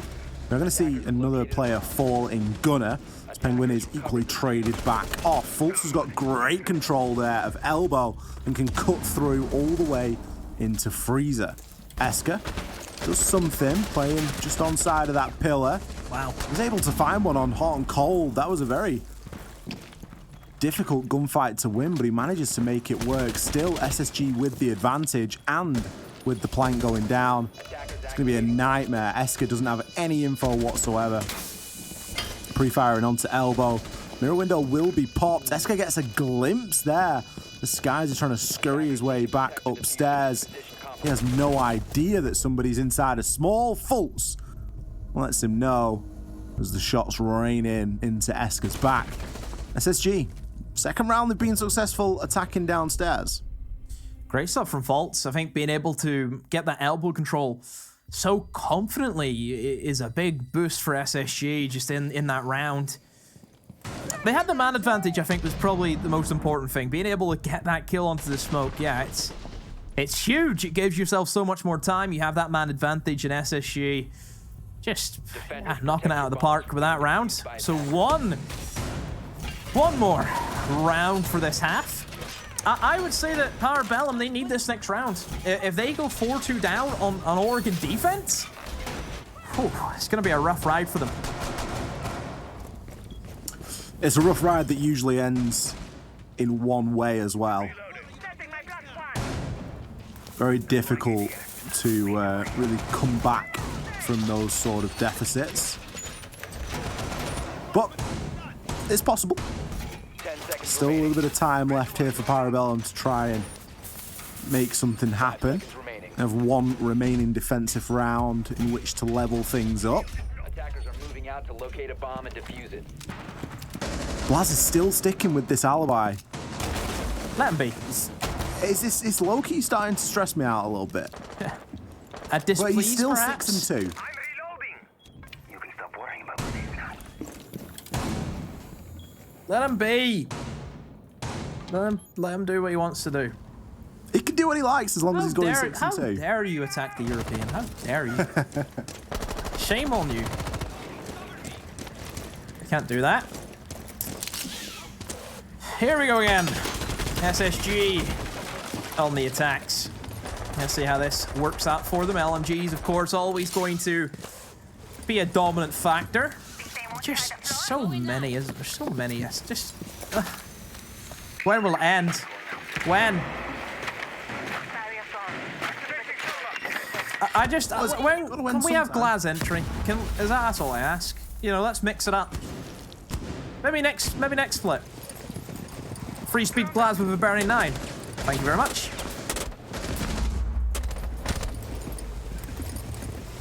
I mean, the 3-speed Glaz is going to be scary. I can't wait. Are you looking to get Slippy on Glaz? Of course. I am Slippy in Glaz at the moment. I'll just become Slippier. Practicing your craft. Call me Banana Peel. It's just not even funny, but it is. It's that time of the night. Anything's funny if you think about it. SSG, very standard with how things have opened up. Armory control, opened up that main wall. No picks though, which is probably the only worry. They need to start looking for some kills. They haven't went for the approach of moving downstairs and try and utilize the nades, and Skies almost finds two. He found Blaz on the flank. He seen that Penguin was looking for a bit of a rotate. Esker eliminates hot and cold, so we're still in an even ground though. Say that, Bosco will find Gunner, and SSG slowly moving their way little by little into the bomb site, and it is a slaughter now. Parabellum have been sacrificed. SSG will get the plant down. Esker swinging every which way, but you're not beating the LMG. Great half from SSG. A 4-2 on Oregon. My, oh my. 4-2, a fantastic split. The split of dreams if you're an attacking side on Oregon. SSG going to be more than happy with that one. Just seemed like Parabellum just really found it difficult to get anything together. I think after we saw the rehost and we saw them pick up that second round, I was pretty infused. You know, they'd really corrected almost every mistake they'd made in round number 1. But now it's sort of dropped back off again, and we're starting to see some of those mistakes slip through. Starting to see that lack of togetherness. And it really did start to cost them. However, sides now switched. And the one thing that I cannot take my eyes off, Demo, is that Amaru pick. Surely that's going to get 6 picked. Don't count your chickens. It's being stuck, isn't it? It's being stuck. I mean, if you see somebody pick an operator, remember there's no reveal phase. It's not like you're always going to beat them in. They don't know anyway. So if you're picking Amaru, you're sticking it. Attackers must locate and defuse a bomb. Well, here we go. There it is. I mean, it's not going to do much in basement. I understand flying in kids' window makes a lot of sense if it's upstairs, but basement, what are you up to? Yeah, nothing good is the answer. Let's see how Penguin chooses to use it. I mean, you could get yourself into tower quickly, I guess, or, you know, something along those lines, but realistically, it's kind of a bit of a meh pick, and I don't know, does it speak to how seriously Parabellum are now taking this? You know, given the fact we've commented on some of the choice operators they've been choosing to bring previously, are they just having a little bit of fun? Could be, could be. Depends how crazy they want to get. Still haven't looked like they have, you know, some good structure here. That good time has to be said. Only 2 minutes. Hatches are open. A lot of time. Lot of time that they can now work with. No mirror windows from SSG. So that's one thing that Parabellum can look at and say, yeah, that's fantastic. Now there's not a lot really standing in our way. The way typically if you're going for laundry freezer take, which it looks as if they're trying to eye that up, is it's really easy to take control of laundry and freezer, but executing onto the bomb site is a lot more tougher compared to gaining control of pillar on the other side, which is very difficult to do, but then executing is very easy because you have a bit of a blind spot to plant in. Yeah, it's tricky to actually get into the bomb site. And both of those really hinge on the freezer, which is where Gunnar is playing right now. One of the Goyo pockets is going to burn him out for quite a good period of time as 2 kills fly in SSG's favor. Just dancing on the edge of the flames. Gunnar manages to outplay Fultz, but is later down. Picks himself back up with his Finker ability. The adrenal surge isn't going to be enough, however. Skies and Bosco cleaning up shop there with the SMGs as Skies claims 2 to lock that one in for SSG. Yeah, utility not good enough there from Parabellum. You can see the shield on laundry still up.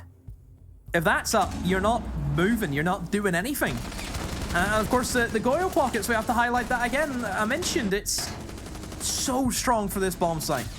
It takes a lot of time to set things up, and whenever execution is key, whenever you fire all of that utility in, and then for it to just be stalled out, and then all that utility is on, you have nothing left. I mean, you said it yourself, best site in the game for Goyo. Yeah. Especially in his current state, where it's no longer a shield, it is, you know, just a pocket. It's something that you can place down on a surface and shoot whenever you want. Burns so much time. And Parabellum really found that out there. Not that they didn't know already, but they suffered at the hands of the Flame Floor.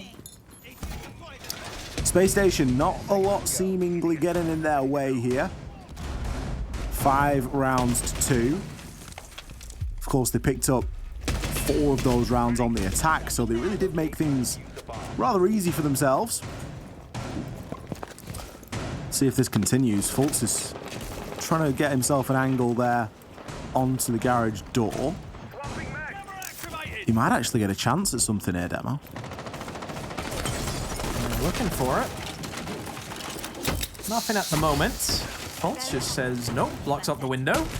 Bit of a waste because it's quite easy, I would say, for the Flores just to punch that with ease.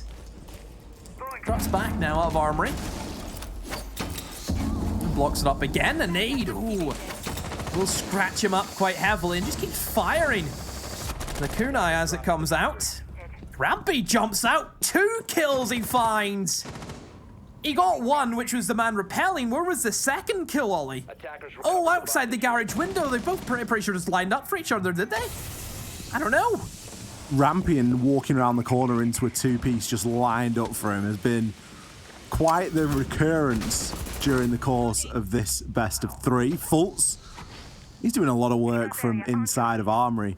You can almost give Fultz the assist for those kills that Rampy was able to get as well because of all the distraction he was causing. And he's got the Azami in there. He's really dug in pretty hard. Blaz and Kool-Aid. Kool-Aid's still yet to find a kill here. Very tough position to be in. There's still tons of time. Just under half the round. Diffuser in hand. 2 hard breachers. You know, what are they going to be able to do? Look at all the utility. Blaz is all out. Kool-Aid is all out. This, yeah, I just don't see this happening for a 2v5 right now for Parabellum. It's just, it's not a matter of if SSG will get these final 2 kills. It's when they're going to get these final 2 kills. That's a definite. Especially when you look around the corner and you're just greeted with concrete that just isn't there when the map spawns in and the Azami has placed it there. It's just so difficult to try and combat against that. Kool-Aid is going to find a down, but it's not going to stop it being a flawless round for SSG. Skies, as he often does, collects the last kill there. Easy enough. SSG, good hold, good solid hold. I mean, Rampy just gets 2 kills right off the rip. In moments like that, just crushes your entire attack, doesn't it? Like, losing 1 player off a play like that is bad enough, but losing 2, gut-wrencher. And the fact that he got back in? I mean, Ersk is saying that so there were definitely 1 player repelling who you would never have thought, okay, he's going to be able to kill the jump out. So it must have been the second player. Like, and it was it Eska? Because Eska looks as if he's just been sent in the time warp. Yeah, Eska's reeling at the moment, isn't he? Yeah, like, it must have been something, but couldn't see it. The Rampy effect, 9 and 4. Now, we gassed Blaz up at the start of this one, but he has since really quietened off. He's still holding his own. It's more the rest of his team is struggling. Yeah, I mean, he's got a little bit quiet. I think he was 6 and 2 at one point, but you look at the side of SSG we got, and granted, it's not the full game. We didn't see round number 1, but it would have only been better for SSG. We got Skies 5 and 2, Fultz 9 and 3, Rampy 9 and 4. Really putting a big shift in. Match and series point for SSG. Can they get it over the line here and now? Third choice site. Into the meeting and kitchen we go. Gonna attempt a little bit of a knock-in below. When all else fails, crouch walk. A bomb has been located. Oh, no, just pack up. Failed. Pack up your troubles. Unsuccessful crouch walk there. Kool-Aid, it's nice of you to join us. He's found his first kill of the map. Is indeed. 4-4. Shield still being set up now. Maybe a switch up, maybe rotating utility around, knowing that Parabellum's looking to attempt an attack stemming from Big Tower. Send in the drones, perhaps, for Penguin. Where's he up to? Where is he going? I'm trying to clear this guy. Oh, actually goes for the shield instead. That's a good use of the Flores drone. Good piece of utility gone. Eska takes a lot of damage, but Fultz also is low, and so is Sky. So it's just a bit of a scratch, bit of a knock. Plasma LMG looking for some swings. Very risky just to stand in the middle of the breach, and does take a bit of damage for that. But still alive and well. Rampy just lying in the middle of the bomb site. Upstairs in control of Parabellum. 3 versus 3 now as Rampy goes down. It's not an impossible situation that Parabellum find themselves in here. Yeah, nobody inside a meeting right now. Well, SSG are fairly well spread. We've got Hot and Cold way downtown, Fultz inside a kitchen, Penguin gathering a bit of info, Sky's below. Yeah, the C4 is going to be a big problem here if it does come through. Penguin going to be all the way above, though. He might not be able to find an angle onto it, but he's at least going to have a chance at shooting it out should Skies choose to make that play. I think they know. I think they know he's downstairs. A little bit hesitant, don't they? Yeah, because look at Penguin. Look at the way Penguin's looking. He's on the attic hatch, and he's looking down onto the other hatch. Look at the way he's positioned himself. They know this is coming. SSG really relying on Skies to hit this, and it will go up and over, but does not connect. Penguin will find Fultz. Blaz with the replant. He's going to try and stick it down beside that bench. Skies now rotating up. Will be a trade of downs. No more Finkestim, so down is... Actually, he's up now. Finkestim being used. Eska is up, but straight back down he goes. A 1 versus 2 for Hot and Cold. Blaz still stuck in that same corner. Will make himself known, but LMG surely will sing out, and it will. Parabellum will take that round. So, I mean, good decision-making from Parabellum. They knew what Skies was going for. Maybe SSG too reliant on Skies to make that C4 happen. I mean, the C4 through the hatch there is... It's not the oldest trick in the book, but it isn't the youngest. It's not the newest and freshest strat, is it? You know, if you see the hatch open, you're like, yeah, there's probably going to be someone below the C4. Like, where is everyone? Oh, we can't see everybody. Yeah, there's definitely going to be somebody there. So... Sky is maybe getting a little bit unfortunate to not get the kill, but you've kind of got to credit Parabellum, right? You know, Blaz knew exactly what was happening. He baited in a good enough place that gave him options of where he could run to when the C4 did come out. And we got the important kill from the hatch. Penguin played the hatch in attic really well. It was enough to drag Parabellum back. Not quite into it, but they didn't succumb to the match point there and then. However, the threat will continue to loom. SSG, they're not going to lose too much sleep over losing that third choice site, and they're going to waste no time taking us down to laundry. 5 seconds to go. Still plenty of rounds to go. Parabellum have chances. They need to get 3 in a row against this SSG side, who may have faltered there and really the third bomb site pick, but now they're going back to familiar territory. Into the basement they will head. We said how strong it was bringing in the Goyo, denied a lot of the time, Ollie, and they've kind of just reinforced that basement now with the Mira. They've substituted out one operator that will waste a lot of time, and equally Mira does the same job. You think about how much time and utility you waste going through those windows. Everything on the defense is a time sink, really, you know, when it comes down to it. Gunner takes control of security there. Blaz is... Yeah, Blaz just poking his head down the freezer stairs as well. There's still tons for Parabellum to do here, but a minute's gone and they've already taken that top floor. Hatch is open. Sure, it's got a laser gate on it. But realistically, they can pivot off this. They don't need to place their full attention on this one location. SSG, 2 players still inside a freezer in risky positions. Also, Falso will swing and eliminate Eska. Did not see that happening. Bosco gonna try and stem the tide, but I'm sure a couple of nades will be rolling in beside him. And there goes one. A full blind will occur. Gunner maybe looking to push in right for the smoke. There goes the nade again. It will find Bosco. False with another one. Out of his mind inside a freezer. He will get down, but the damage has been done. Not going to be the easiest one for Blaz to pull off now. We've seen him. He's had some hero plays over the course of this best of 3, but 1 versus 3.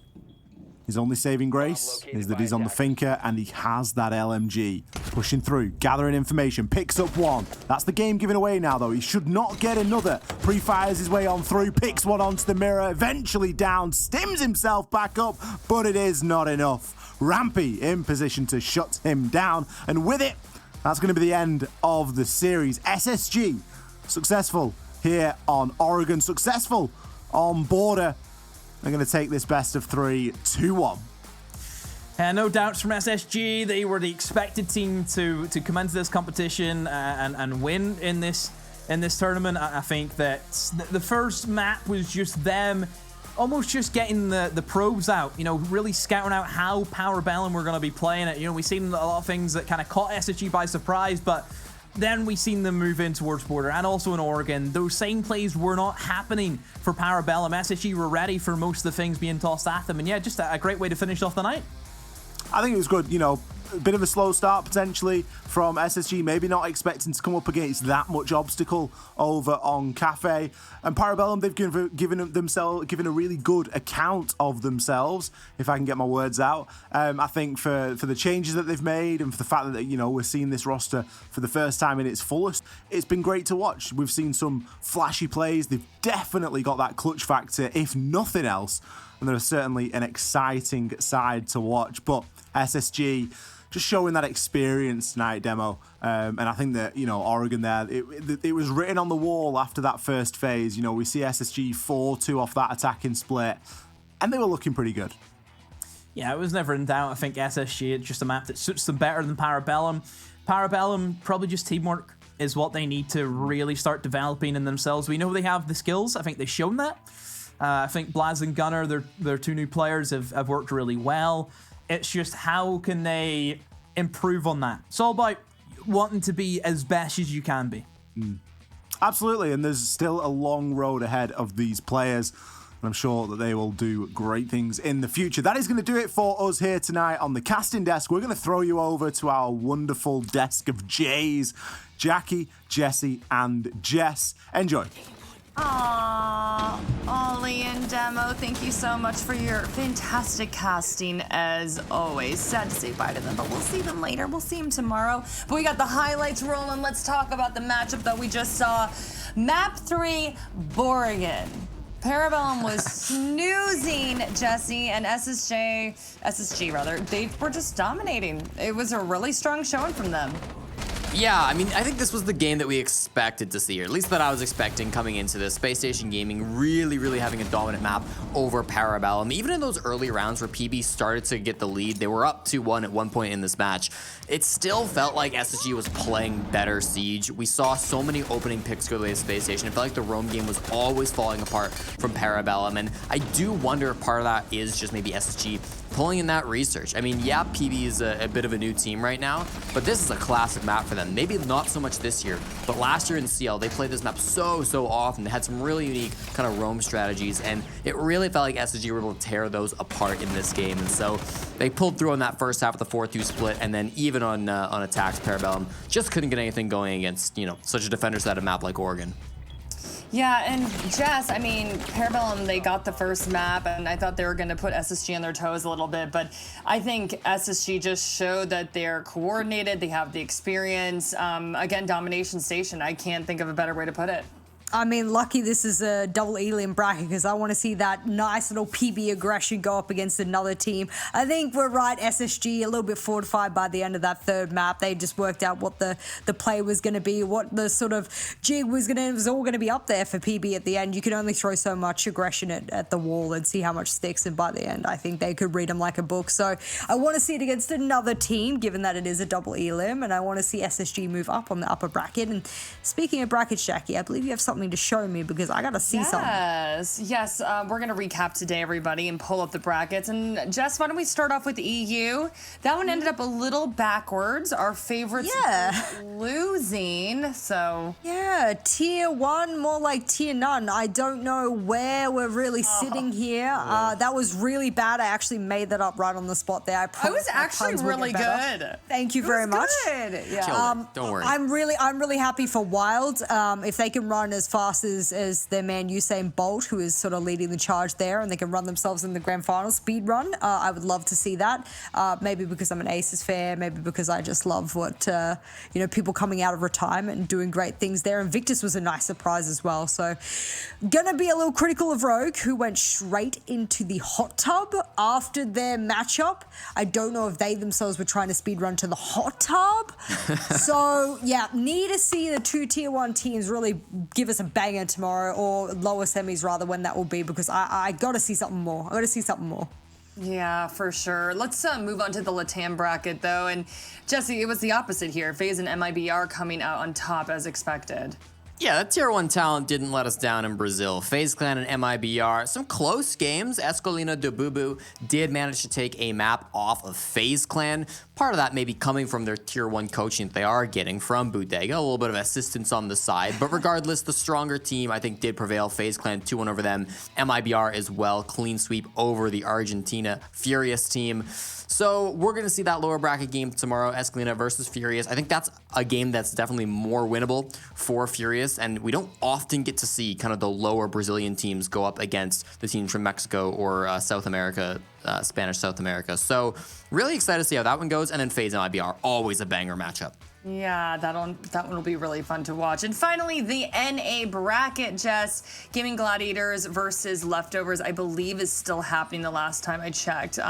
But we just watched a great series, SSG defeating PB, so hey.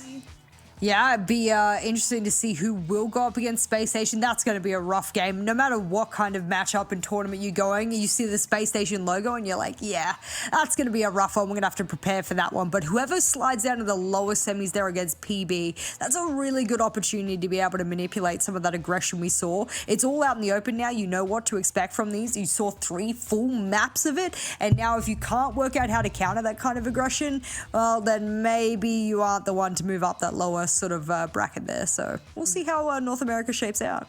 Yeah, and Gaming Gladiators and Leftovers are 5-5 right now. So they got a barn burner over there. Cannot wait to see that. But lots of great action today, everyone, and we have tons more tomorrow. So let's talk about the schedule tomorrow, which is, all of us are so messed up on our personal schedules right now. Jess is in Italy, Jesse's in Canada, I'm in Los Angeles, but okay, we got it up on your screen right now. So we start with EU, we will have Wild versus Victus, then Latam, FaZe versus MIBR, and then we shall see who comes out of Gladiators versus Leftovers, and they will be playing Space Station Gaming. So make sure you note the time. So yeah, there you go. You know what time it is here right now, Jackie?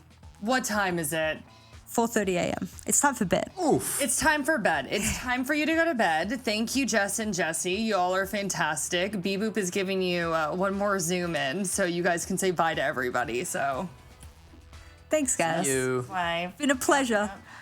Nice. That was fun. And want to give a big thank you to our behind the scenes crew. You guys have been working very hard. And obviously, we want to say thank you to all of you watching at home. Thank you so much for being here, watching Gamers Without Borders. And again, make sure you tune in tomorrow. We got a lot of action ahead. Bye.